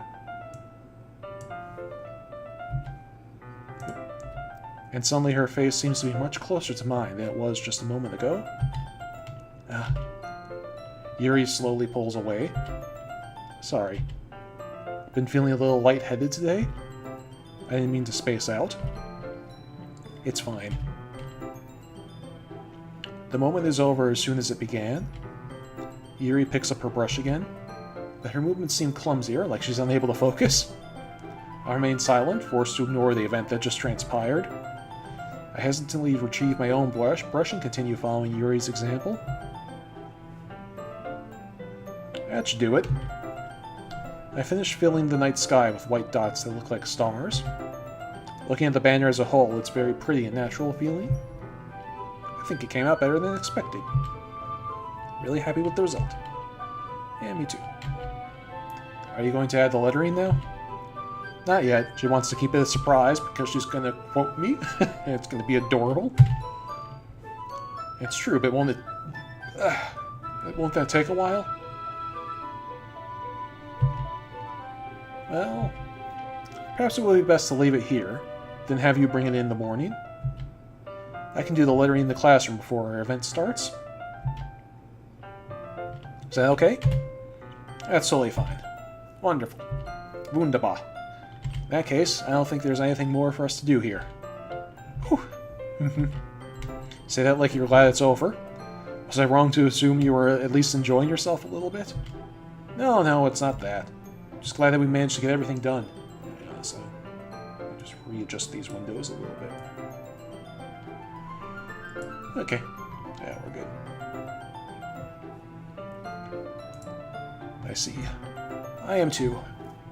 I was a little concerned about time. I need to start making dinner soon. So you don't have any time left? I was secretly hoping we would have extra time after finishing the work. Well... Yuri thinks to herself. I think it would be too irresponsible for me to wait much longer. I'm sorry. I was hoping there would be some more time as well. It's probably my fault. Sorry for being such a slow worker. No, it's not your fault at all. And the important thing is that we got everything done, right? Yeah. So, shouldn't be disappointing, or anything. Gathering all her things, Yuri seems to look a little downcast. I understand why. It sounds like she rarely got the opportunity to spend much time with friends in a relaxed environment. But that doesn't mean this is the last time it can happen. Dun dun dun. Once Yuri packs up, I walk her out the front door. Thank you very much for having me today. No problem, I'm glad I was able to help. Just let me know if there's anything else you need me to bring tomorrow. I will. Well then. Yuri fidgets. I guess I'll see you tomorrow. Wait. I kind of say that without thinking. About today. It's fine that we didn't have as much time as we wanted. Because we can do this again. Whenever you want, you can come over, or we can go out somewhere. I forgot you don't like going that much. As I stumble over my words, Yuri simply smiles bashfully. Anyway, you know what I'm trying to say, so... You're very thoughtful, Minda. Yuri takes a step closer to me, then briefly squeezes my hand. Ah! I kind of like that about you. Well, how am I supposed to respond to that? I don't even get a chance to as Yuri suddenly pulls back. Eh? Sayori? Eh? Eh? Hi, Minda. Sayori. Just now, we weren't... It's okay, Minda. I just stopped by to say hi. Well, it's nice to see you. I'm sorry, but I was already on my way to leave. Oh, really? That's too bad. I'm sorry. But we'll be all together at the festival tomorrow, so... That's fine, right? Of course. Sayori beams. Yeah, so... I'll see you tomorrow. Clearly embarrassed, Yuri hurries off. Sayori waves goodbye after her. Sayori! Thought you didn't want to come over today. Well. I tried staying in my room, but my imagination was being really mean to me. So I had to come here to see it for myself. See what? What are you talking about? You know, how much fun you were having with Yuri. And how close you got to her. It makes me really happy. Like, does it really, though? Got that Yuri fast. That you've made such good friends. That's all that matters to me. Tears start to fall down Sayori's face. That's all that matters to me? Why am I feeling this way, Minda? I'm supposed to be happy for you. Why does it feel like my heart is splitting in half? Oh. Because you have depression and that's what happens. It hurts so much. Everything hurts so much. So it would be so much better if I could just disappear. Don't say that! Don't say... Again! With us just being the same person! It's true, Minda. If I wasn't here, then you wouldn't have to waste your sympathy on me. You wouldn't have to put up with me being selfish. Monica was right. I should just... Monica, what the fuck did you say? What did you do, Monica? Monica, am I gonna have to take back every nice fucking thing I said about you? Monica was right about what? What was she right about, Monica? What the fuck did you say? Did you fuck this up for me, Monica? what I said before is true. Not going to let this continue. Caring about you like this isn't the burden your mind is making it out to be. It's something that makes me happy. What are we trying to do this game? Well, yeah, date cute girls. Right now, I'm trying to make sure Sayori doesn't commit fucking suicide. Beyond that, like, Yuri is, it's a dating sim, so, pick your girl and try to, get with her at the end. And I chose Yuri, but now I'm just trying to make sure that his fucking best friend from childhood doesn't commit suicide because she has depression. God damn it. It's something that makes me happy. It's something that I wouldn't trade for anything else. So even if it takes an entire lifetime, I'm going to be by your side until you don't feel any more pain. That's unrealistic. But... Sayori looks away. I put a hand on her shoulder to reassure her. I'm scared, Minda. I'm really scared. What are you scared of? Things changing. I'm scared that I might like you more than you like me. And here we go.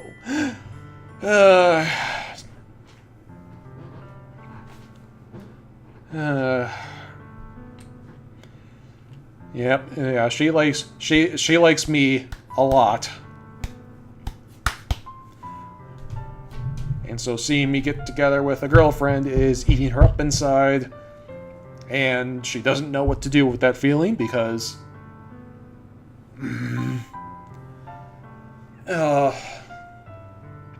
like, she's so used to, like, because, like, okay, this is a bad feeling, like just naturally, like, somebody you like, it's like, she likes the player character, but the player character likes someone else.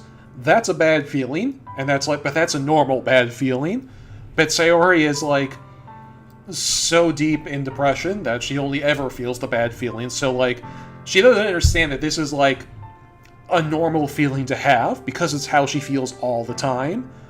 And so she doesn't know how to cope with it, because she doesn't think she has to cope with it. She thinks that it's just her being selfish and horrible about herself still, even though this is, like, a normal, healthy reaction to the boy you like liking someone else. And it's like... it's true, isn't it? I was weak and I started to like you too much. I did this to myself. Minda, I like you so much that I want to die. Don't say that! That's how I feel. And that's enough, Sayori. I don't want you to hurt anymore. I slide my hand down Sayori's arm and squeeze her hand in my own. Do you remember how I said I always know what's best for you? Do you still believe me? Wordlessly, Sayori nods. Even if you don't understand all of your own feelings, I know what you need the most right now, and that's what I'm going to give you.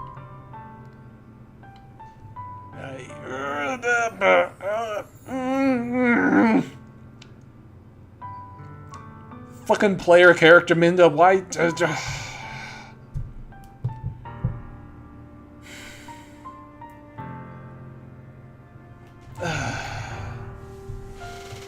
Okay.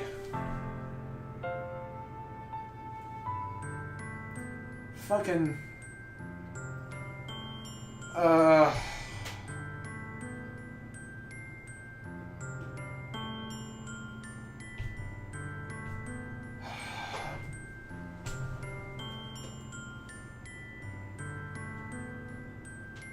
Okay. I mean, I really don't know what to do here.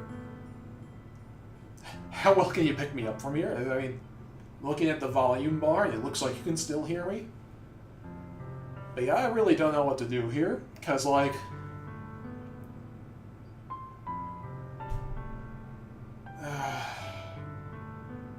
Because, like, I do still want to get together with Yuri. Like, that's still my end game. And so, like, saying I love you when I'm going to continue to go after Yuri is just jerking her around and totally the wrong answer. But saying you'll always be my dearest friend is also the wrong answer.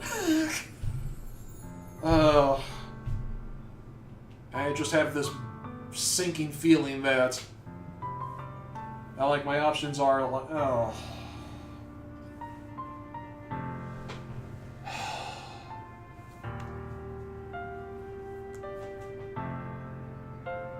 You want to say what she wants to hear or what she needs to hear? The volume shouldn't have gone out. Like, the stream still looks good on my end, but I am Yeah, the volume shouldn't have gone out completely. I did step away from my mic a little bit. But yeah, it's probably your stuff. Just, like, reload the stream and see if that helps.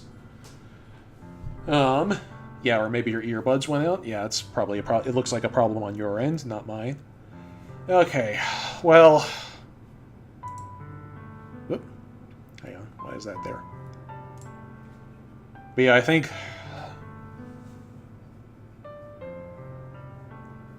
honesty is probably the way to go.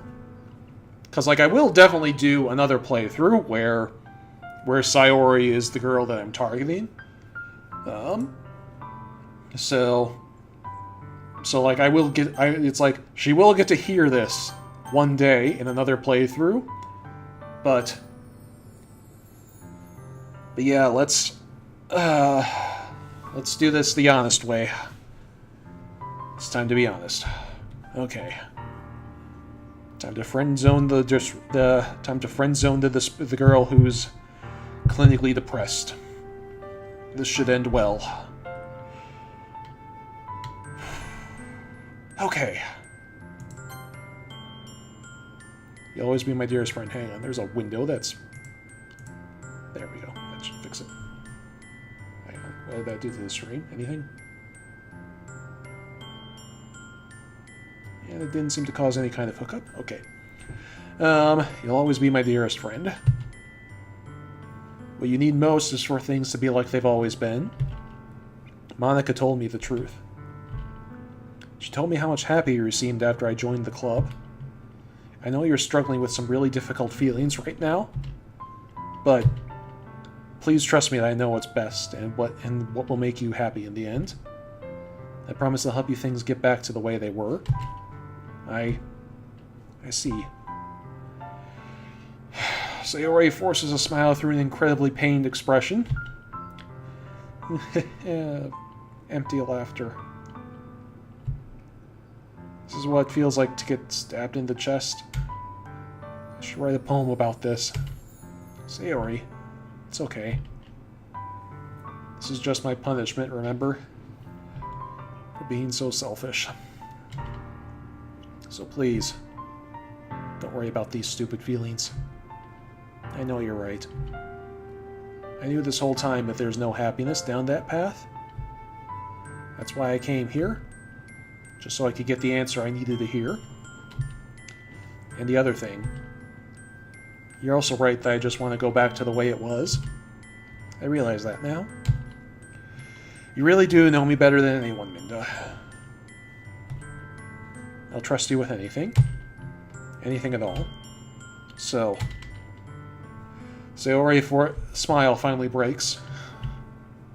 All of a sudden, she turns around and drops to her knees. Clutching her head in both hands, she screams as loudly as she can.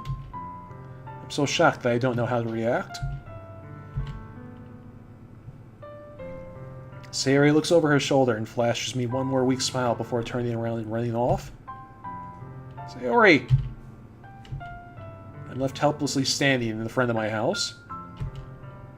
Why am I feeling so horrible about this? There's nothing more that I could have done. Yeah, I mean... honestly, that went about as well as can be expected. The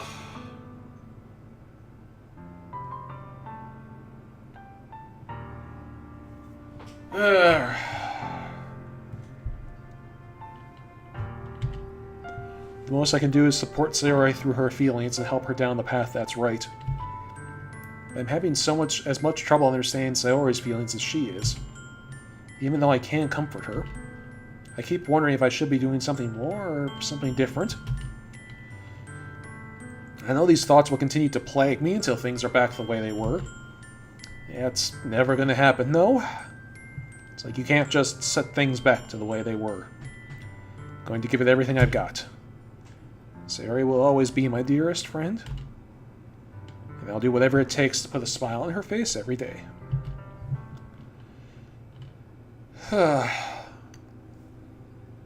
Well, okay.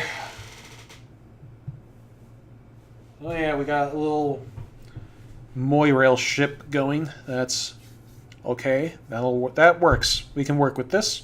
We can build from this. Hopefully, if she doesn't just freaking kill herself by the end of the game. God damn it. Okay, here we go. Of all days, I expected this to be the one where I'd be walking to school with Sayori. But Sayori isn't answering her phone.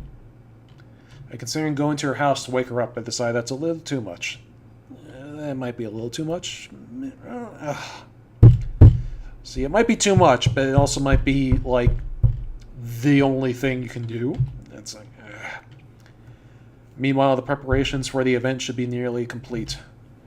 The banner Yuri and I painted is dry, and I gently roll it up to take it with me. She sent me a pleasant text to remind me not to forget anything, and I reassured her. Funny enough, I probably feel the same way as Natsuki about the event. I am more excited for it to be over so I could spend time with Sayori and Yuri at the festival. Bet knowing Monica, I'm sure the event will be great too. Minda, you're the first one here. Thanks for being early. It's funny, I thought at least Yuri would be here by now. Monica is placing little booklets on each of the desks in the classroom. They must be the ones she prepared that has of all the poems we're performing. In the end, I found a random poem online that I thought Monica would like and submitted it. So that's the one I'll be performing. Would really like some music right about now. This lack of music is starting to feel ominous. I'm surprised that you didn't bring Sayori with you. Yeah, she overslept again. Dummy. You think that on days this important she'd try a little harder? I say that, but I suddenly remember what Sayori told me yesterday. And I suddenly feel awful. Yeah, you fucking should, asshole. What the fuck was that? Knowing it's not nearly that simple for her. I only said it because it's the way I'm used to thinking. But maybe I should have gone to wake her up after all. You should take a little responsibility for her, Minda. I mean, especially after your exchange with her yesterday. Kind of left her hanging this morning, you know. Exchange. You know about that? She just... Is Monica God? Is that what she is? Is she just like this weird omnipotent being watching over everything? Because she breaks the fourth wall and she knows everything. So you're like some freaking angel looking over us. The club president, after all. These whole earbuds can just hold out for this stream. But I stammer, embarrassed. Did Sayori really tell me about it that quick? Tell her about it that quickly? About how I basically turned down her confession? It makes me really seem like the bad guy here. But I'm the one who knows what's best for her, right? Right? Jeez. You don't know the full story at all, so don't worry. I probably know a lot more than you think, because I am Jesus. Eh? Monica is being as friendly as usual, but for some reason I felt a chill down my spine after hearing that. The hell is your deal, girl? Hey, do you want to check out the pamphlets? They came out really nice. Big Monica is watching. They came out really nice. Yeah, sure. I grab one of the pamphlets laid out on the desk. Oh yeah, they really did turn out nice. Something like this will definitely help people take the club more seriously. Yeah, I thought so too. I flipped through the pages. Each member's poem is neatly printed on its own page, giving it an almost professional feel. I recognized Natsuki's and Yuri's poems from the ones they performed during our practice. What's this? I flip over to Sayori's poem. It's different from the one she practiced. It's one that I haven't read before.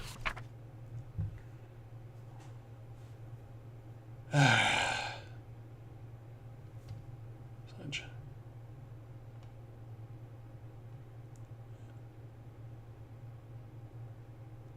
Get out of my head, get out of my head, get out of my head, get out of my head. Get out of my head before I do what I know is best for you. Get out of my head before I listen to everything she said to me. Get out of my head before I show you how much I love you. Get out of my head before I finish writing this poem. But the poem is never actually finished, it just stops moving.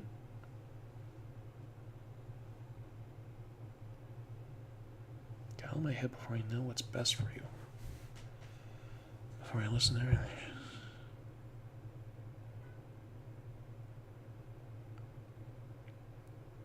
Show how much I love you. Before I finish writing this poem.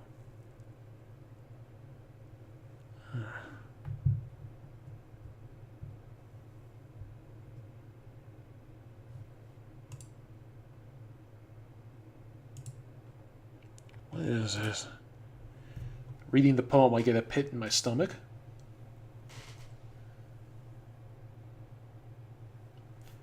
Yeah, Angel for Monica. And it's like we were talking earlier about how if this were supernatural, what would everybody be? And we were thinking, well, vampire for Yuri, because she had that little blood-sucking moment. Werewolf for Natsuki. And yeah, Angel for Monica and Ghost for Sayori seems to fit. We do know Monica can be judgmental. Yeah, maybe she is just like... She is judging us. Minda, what's wrong? Nothing. This poem feels completely different from every else Sayori has written. But more than that, I changed my mind. I'm going to go get Sayori, so... Alright. Try not to take too long, okay? Quickly leave the classroom. Don't strain yourself. Monica calls out after me. Look at my pace. Go. What was I thinking? I should have tried a little bit harder for Sayori. It's no big deal to at least wait for her or help her wake up. Even the simple gesture of walking her to school makes her really happy. Besides, I told her yesterday they would be the same as they've always been. It's all she needs and what I want to give her. Reach Sayori's house and knock on the door. Don't expect an answer since she's not picking up her phone either. Yesterday I opened her door and let myself in. Where are her parents? Where are this girl's parents? Sayori? She really is a heavy sleeper. Can't believe I ended up doing this after all. Waking her up in her own house. Where are this girl's parents? Isn't this something a boyfriend would do? I guess it just feels right. Outside Sayori's room, I knock on her door. Sayori. Wake up, dummy. There's no response. Really didn't want to have to enter her room like this. Isn't this kind of a breach of privacy? She leaves me no choice. Gently open the door. Oh, fuck! Okay. Okay.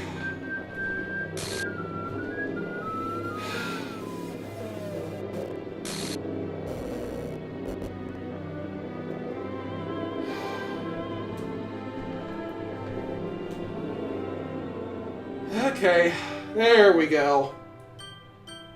Yep, okay.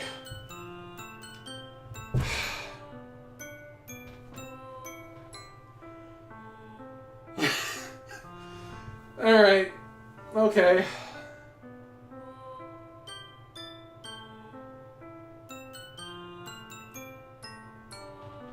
An exception has occurred. File game script. Okay. What the hell? What? Is this a nightmare? Has to be. This isn't real. Yeah, no, this is real. So, yeah, she would. Everything was normal up until a few days ago. Yeah, that's why I can't believe my eyes are shut.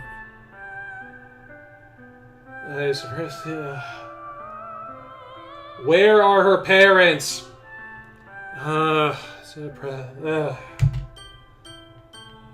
Just yesterday, I told Sayori I would be there for her.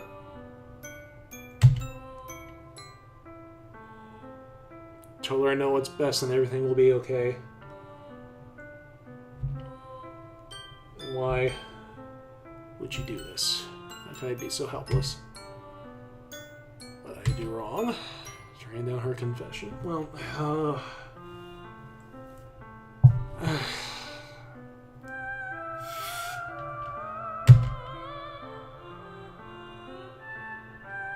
yeah, so a bit. Well,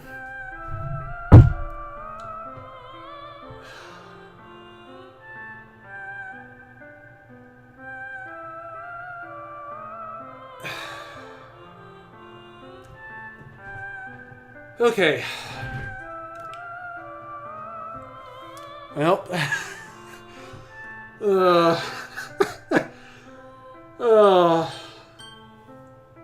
okay. Okay, well,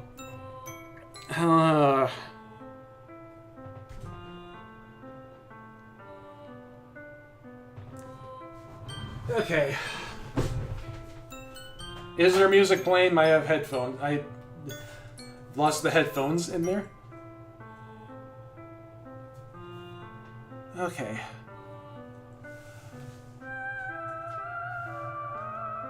Okay.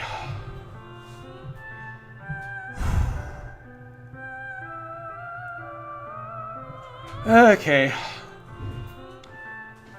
Well, I fucking know what Moo was talking about. Okay.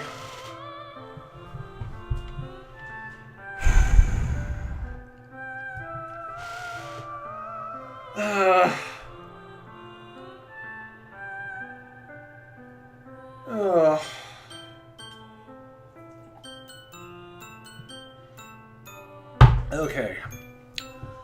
Well, so I mentioned this at the beginning of the stream yesterday. And having played through it, I realized that... here, in fact, let me just bring it up. Because... so, this was... so the one spoiler about this game... let me just...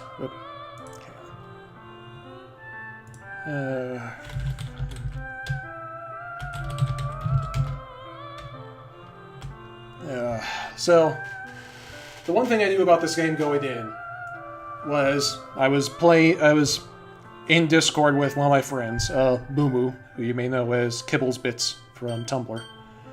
All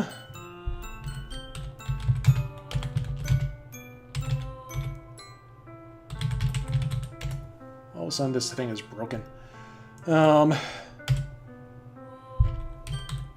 Somebody was playing this game and commenting on it on Discord. And at some point, right around this point, judging from their commentary up till that point, they all of a sudden just went, nope, nope, nope, nope, nope, nope, nope, nope, nope, fuck this game, nope. And this was it. I believe this was the moment that they got to.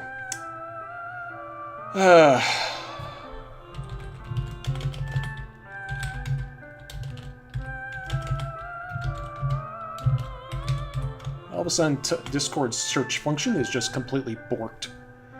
I don't know why. But...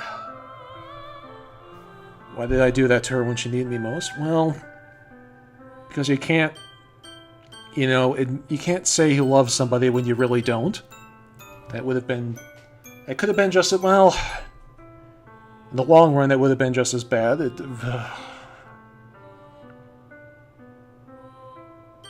Okay, I mean... why was I so selfish? This is all my fault. My swarming thoughts keep telling me everything I could have done to prevent this. I just spent more time with her, walked her to school, and gave her what I know she wanted out of our relationship. I could have prevented this. Well, maybe. I know I could have prevented this. Screw the Literary Club. Screw the festival. I just lost my best friend. Someone I grew up with. She's gone forever now. Nothing to do can bring her back, except reload the game. This isn't some game where I can just reset and try something different. I only had one chance and I wasn't careful enough. Now I'll carry this guilt with me until I die. Nothing in my life is worth more than hers. But I still can do what she needed from me. And now, I can never take it back. Never. Never. Never. Never, never, never.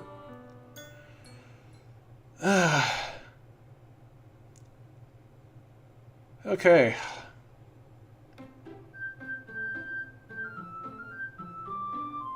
What the fuck?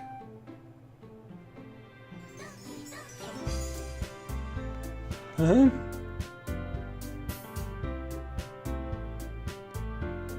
This is weird. So... Welcome to the game.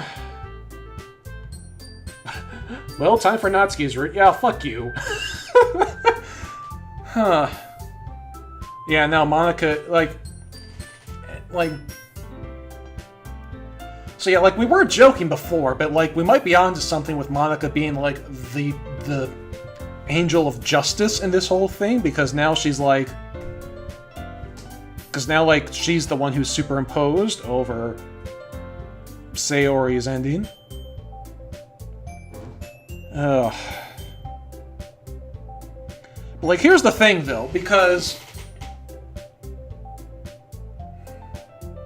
Time for a new game. And, like, here's the thing, though. This is going to happen again. I can tell already this is going to happen again. Like, I can...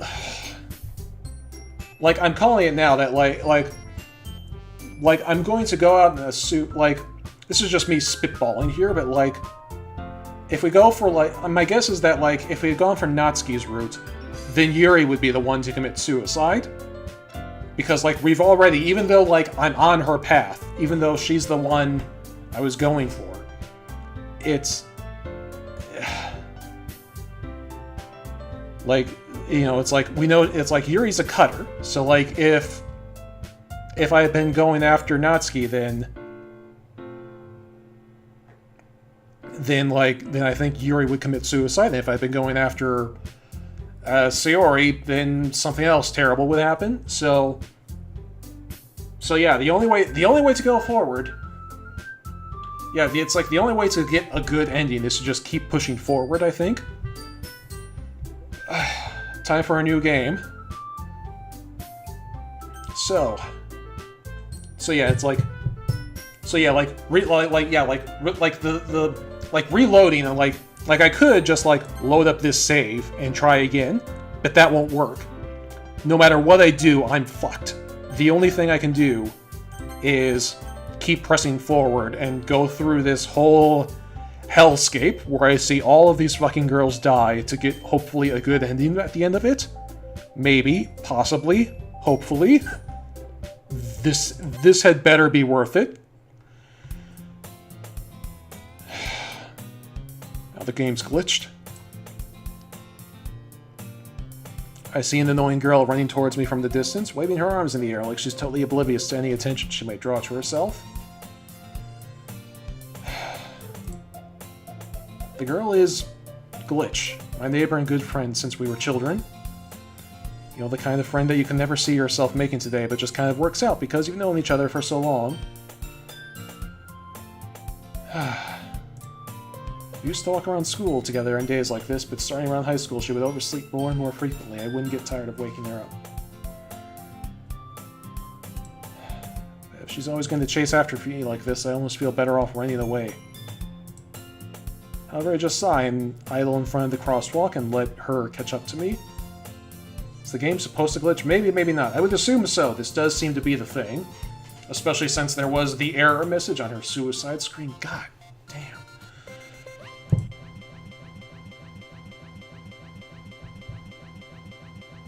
Yeah, this is... Yeah, I've played Undertale. This reeks of intentional glitches. It's an ordinary school day like any other. And Monica is judging me.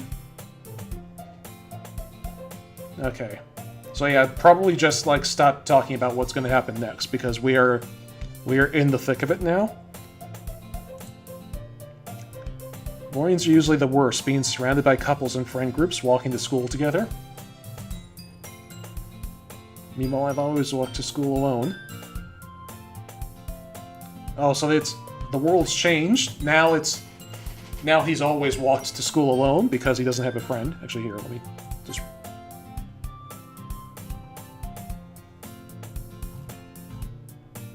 Mornings are usually the worst, being surrounded by couples and friend groups. Walking to school together. Meanwhile, I always walked to school alone. I always tell myself it's about time to meet some girls or something like that. But I have no motivation to join any clubs. I'm perfectly content just getting by on the average while spending free time on games and anime. It's always the game club, but it's not like it would be any girls. It's always the anime club, but it's not like there would be any girls in it anyway. School day is as ordinary as ever, and it's over before I know it. After I pack up my things, I stare blankly at the wall, looking for an ounce of motivation. Clubs. There really aren't any that interest me. Besides, most of them would be way too demanding for me to want to deal with. I mean, yeah, look at how well the literacy club went. Guess I have no choice but to start with the anime club. Minda? Monica? I totally didn't expect to see you here. It's been a while, right? Yeah, it has. Monica smiles sweetly. We do know each other well. We rarely talked, but we were in the same class last year. Monica was probably the most popular girl in class. Smart, beautiful, athletic. Basically completely out of my league, so having her smile back at me so genuinely feels a little... What did you come in here for, anyway? To get me to join the club, because Sayori doesn't exist in this timeline. Now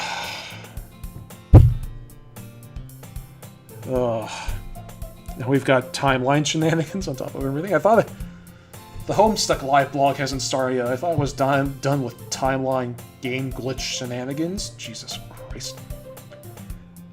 I've just been looking for some supplies to use for my club. Do you know of any construction paper in here? Or markers? So you could check the closet. You're in the debate club, right? About that. I actually quit the debate club. Really, you quit? Yeah.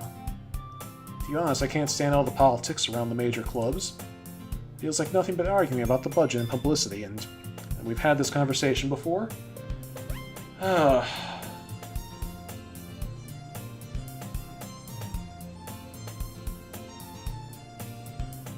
spoiler. Yeah, I don't want to know any spoilers. I'd rather take something I personally enjoy and make something special out of it. In that case, what club did you decide to join? Actually, I started a new one, the Literacy Club. The Literature Club. I keep wanting to call it the Literacy Club for some reason, but oops, the Literature Club. Literature. Sounds kind of dull. Oh yeah, totally dull. How many members do you have so far? There are only 3 of us so far. Only 3. First there were 4, now there are 3. It's really hard to find new members for something that sounds so boring. I can see that. It's really not boring at all, you know? Literature can be anything. Reading, writing poetry. And one of my members can keep her manga collection. One of my members even keeps her manga collection in the club room. Yeah.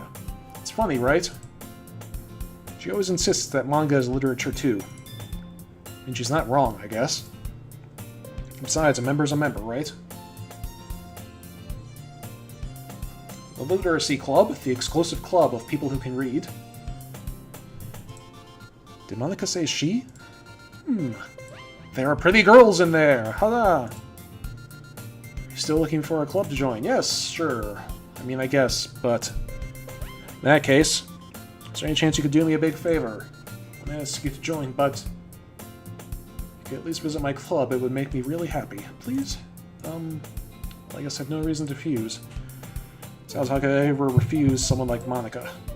Sure, I guess I can check it out.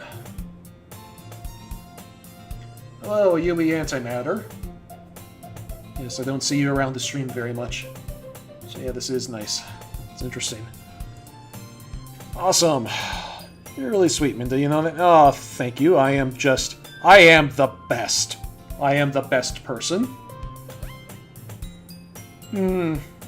Yeah. It's nothing, really. Shall we go, then?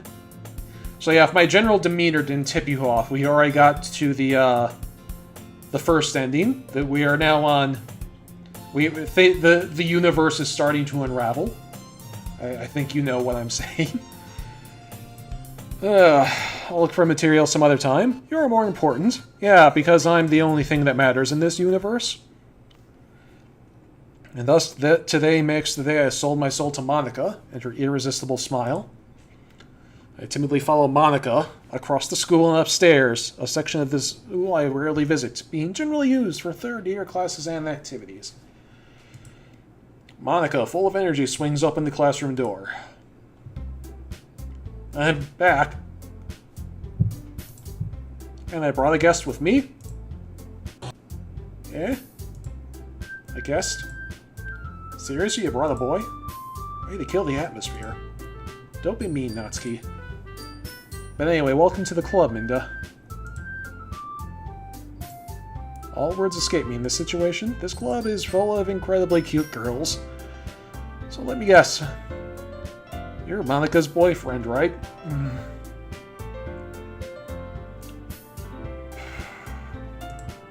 What? No, I'm not. Natsuki. The girl with the sour attitude, whose name is apparently Natsuki, is one I don't recognize. Her small figure makes me think she's probably a first year. Anyway, this is Natsuki, energetic as usual. This is Yuri, the vice president. It's nice to meet you. Yuri's the vice president in this timeline. It was Sayori last time around. Yuri, who appears comparatively more mature and timid, seems to have a hard time keeping up with someone like Natsuki. Yeah, it's nice to meet both of you. I ran into Minda in the classroom and he decided to come check out the club. Isn't that great? Wait, Monica. Didn't I tell you to let me know in advance before you brought anybody new? I was going to, well, you know, make cupcakes. Sorry. I didn't forget that, I just happened to run into him. Yeah, well, that's... Yeah. Apparently Monica is not as good at the whole... Because, like, this was Sayori's thing, was that... You know, she tried to make everybody happy, so she arranged things. You know, like, she told Natsuki that she was going to bring me along so that she would make cupcakes, so that I would be happy with the cupcakes and all that playing ahead stuff. But Monica is clearly not as good at that whole emotional manipulation thing. In that case, I should at least make some tea, right? Who are we in chat, who are you talking about? Yuri was always the vice president. Yes, of course. What was I thinking? Why don't you come sit down, Minda? Girls have a few desks arranged to form a table. Yuri walks to the corner of the room and opens the chest. Meanwhile, Monica and Natsuki sit across from each other. Still feeling awkward, I take a seat next to Monica. So I know you didn't really plan on coming here. But we'll make sure you feel right at home, okay? As president of the Literature Club, it's my duty to make the club fun and exciting for everyone. Surprised there aren't more people in the club yet. Well, yeah, about that. Must be hard to start a new club. Could put it that way. Not many people are interested in putting out so much effort to start something brand new. Especially when it's something that doesn't grab your attention, like literature. You have to work hard to convince people that you're both fun and worthwhile. But it makes school events like the festival that much more important. I'm confident that we can all grow this club before we graduate. Right, Natsuki? Well, I guess. Natsuki reluctantly agrees. Such different girls, all interested in the same goal. Now, what's going to be interesting is, like, again, getting meta here is, like, we saw briefly at the end how much the group dynamic of the club changes without Sayori, so I wonder how much of that is going to be reflected in this playthrough.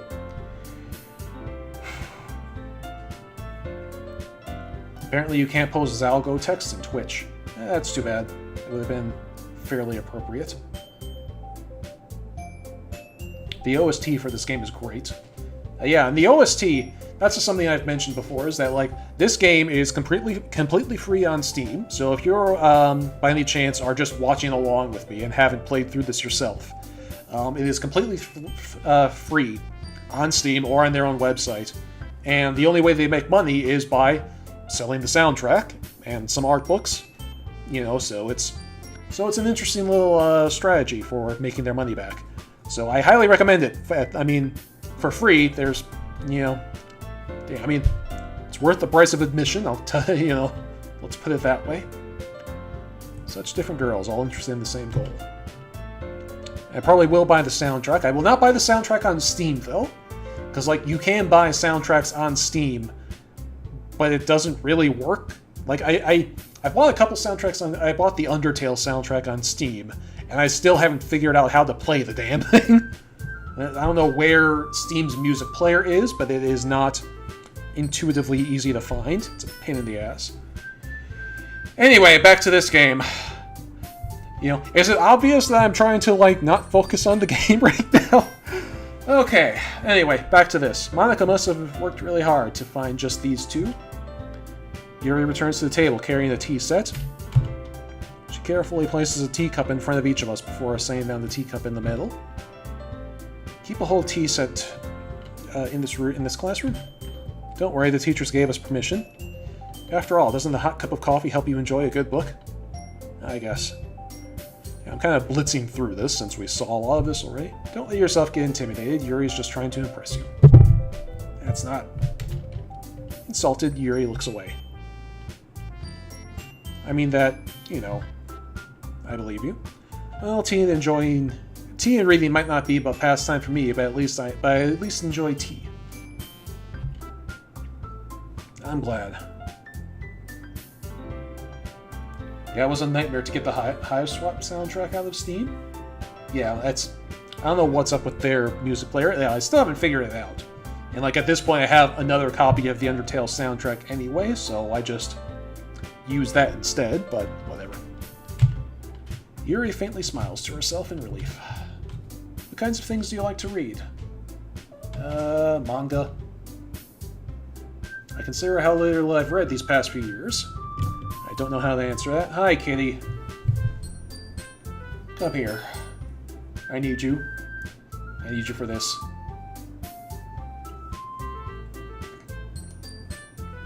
Yes. With the comfort kitty. Manga, I say half-jokingly. I mutter quietly to myself, half-jokingly. Natsuki's head suddenly perks up. Looks like she wants to say something, but keeps quiet. Not much of a reader, I guess. Oh, hi, cat. Trying to figure out what to do now? Well, that can change. What am I saying? I spoke without thinking after seeing Yuri's sad face. Anyway, what about you? Well, let's see. She traces the wind with her teacup in her finger. Favorites are usually novels. That bill. Hang on. Didn't I call this what... I believe I called this whole conversation as foreshadowing last time around. My favorites are usually novels that build deep and complex fantasy worlds. The level of creativity and craftsmanship behind them is amazing to me. Telling a good story in such a foreign world is equally impressive.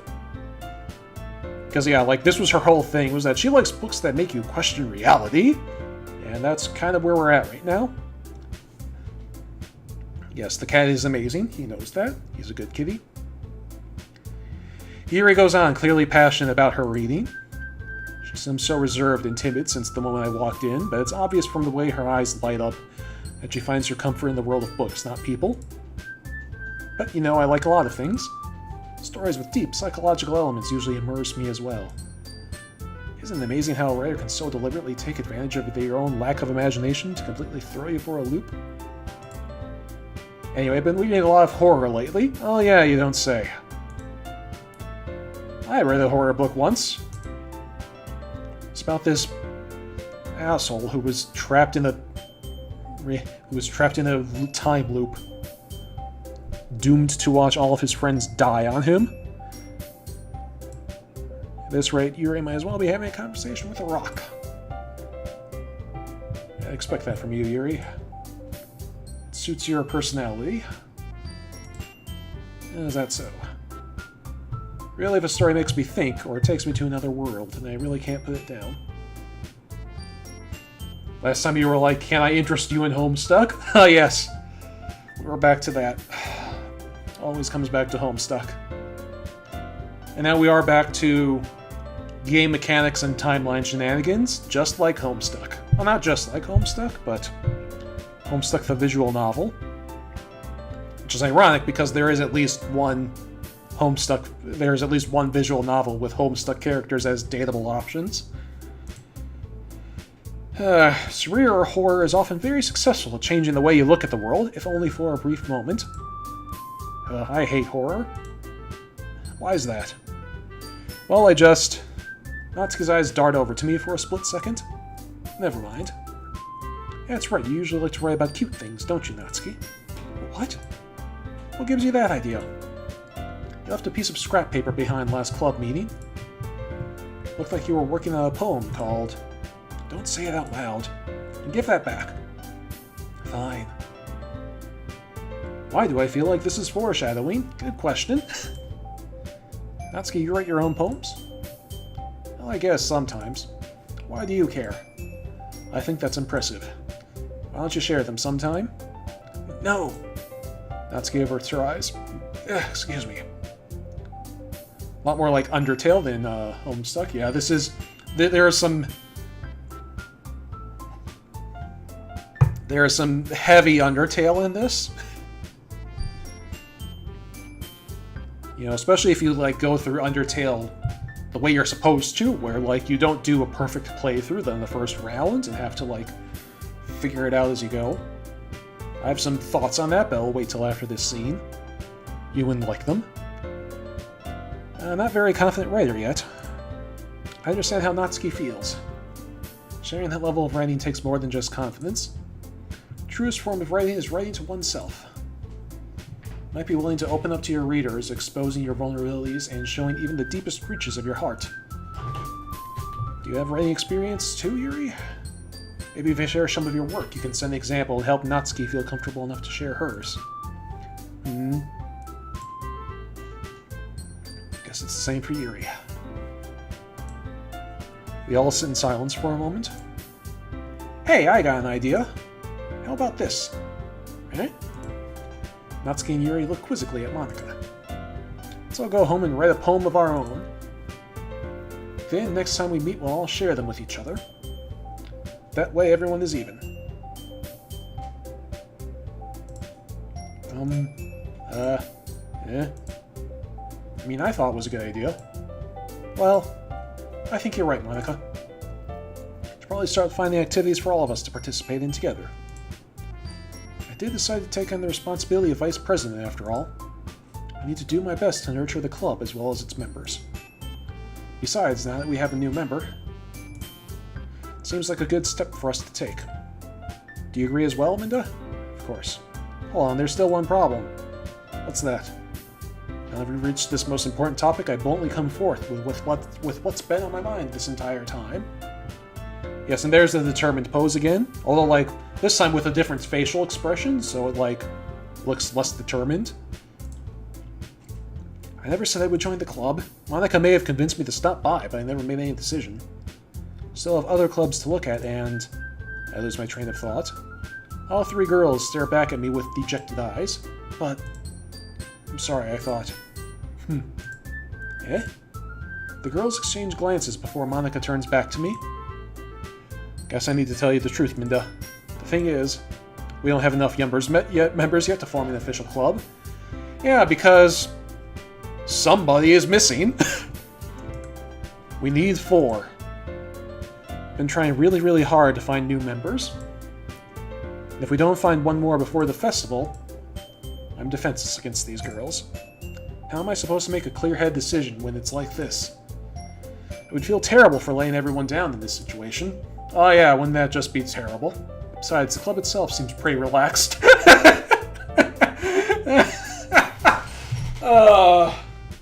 That wasn't even a glitch, that was just the game fucking with us. Oh yeah, this is a completely relaxed club. If writing poems is the price I need to pay in order to spend time with these beautiful girls, alright. Okay, I've decided then. I'll join the literature club. One by one, the girls' eyes light up. Oh my goodness, really? You really mean that, Minda? Yeah. Could be fun, right? You really did scare me for a moment. I mean, if you really just left after all this, I would be super pissed.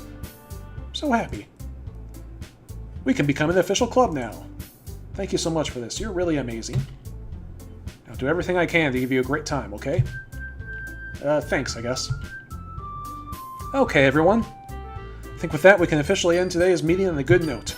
Everyone remembers today's assignments. Write a poem to bring to the next meeting so we can all share. Monica looks over at me once more. I look forward to seeing how you express yourself. Hee.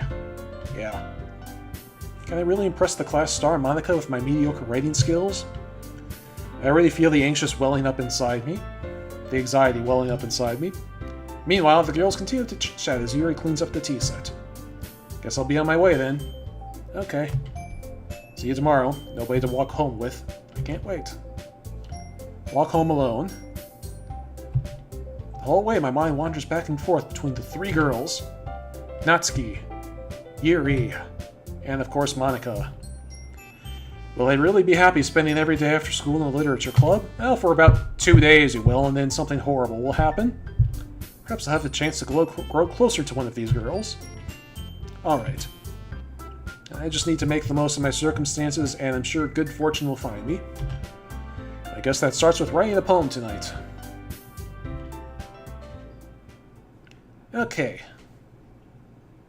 You've unlocked a special poem. Would you like to read it? Hesitantly, yes. A dream. I was wandering in an abandoned warehouse at night. I was lost, looking for an exit. I just wanted to go home. I came upon a huge empty room. Its ceiling and walls beyond the deep blackness. My steps were quick in order to hurry to the other side. Or to a wall. Anything. Suddenly the ground was no longer beneath my feet. I stepped into a hole of indeterminate width. I fell for a good 5 seconds before crashing to warm water. Figuring out which way was up, I surfaced myself. The air was humid, and the sounds of my splashing reverberated aimlessly. My vision was completely swallowed by the dark. With one hand, I could feel the damp metal wall of the container. My lungs were already getting tired.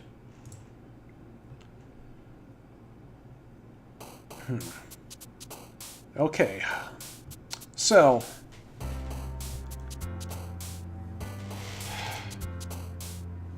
did anything important happen? Nothing... well, I mean, Sayori wasn't there, obviously. The biggest difference was they mentioned that the club can only be an official club with 4 members, so it was extra important for me to join the club in this timeline, because they only had the 3 members, you see. So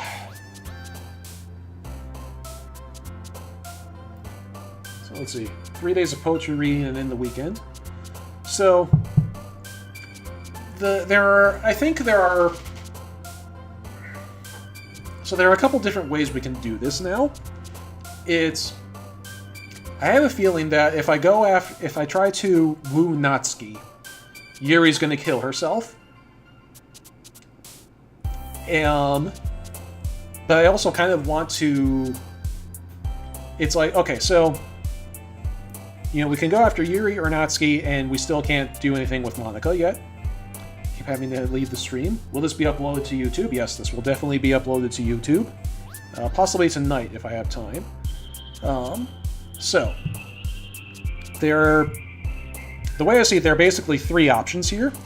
I can try to go after Yuri again, and just see how that changes with Sayori out of the mix. I can go after Natsuki, which is what I was kind of planning on doing before everything happened. Like my original plan when I thought this was just a normal game, good times. My original plan was to go after Natsuki on the second playthrough and just see what changed that way. But I have a feeling that if I go after Natsuki, Yuri will be the one who ends up killing herself, because we've already seen a few hints that she's got some deep-seated issues, too. Or, and I think that this is, like, the correct answer, is that I should deliberately not try to go after either one of them. Like, I think that that's kind of... I think that that might be, like, the point of the game at the end of the day, that treating life like a dating sim, where girls are just characters where you pick and choose which one you're going to go after, where just, like, treating life that way is, like, you know, can have horrible consequences, and you shouldn't do that. I think that's the thesis statement for this game. And so, like, the correct answer is to go for neither of them. But I'm not sure how to do that, and I'm not even entirely sure that I can do that yet. Like, this might, like maybe that revelation is supposed to come later, you know, and I'm not there, and I'm not at that point yet. So yeah, it's like, but I really do want to get to know Natsuki. Like, I already did get to know Yuri once. I do kind of want to get to know Natsuki. It's gonna... if I do get to go Natsuki, it's gonna get my girl Yuri killed, and it's like... bet something bad's gonna happen if I go after Yuri, too. I just know it. Like, maybe Natsuki will be the one to kill herself, too.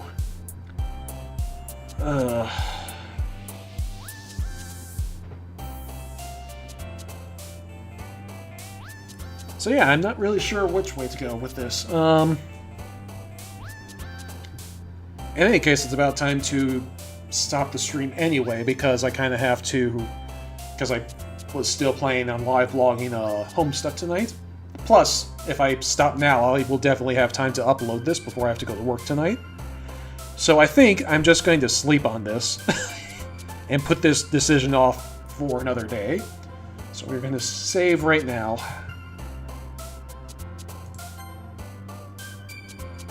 My old save file is gone. Interesting. So I'm going to save... Yeah, this was my first save file, and it's gone now. Okay, so I am going to stop the video here, upload this to YouTube, and it should finish uploading tonight. And then I will not have time to stream tomorrow, because I work from 7 to 7 tomorrow night, which is going to be a pain in the butt. But Sunday afternoon, we will come back to this, and by then, hopefully I will have decided what the fuck I'm going to do now. Okay. Time to stop the recording. Well, thanks for joining me on this. God damn, this game. Alright. See you later, bye. See you later, everybody. Bye-bye.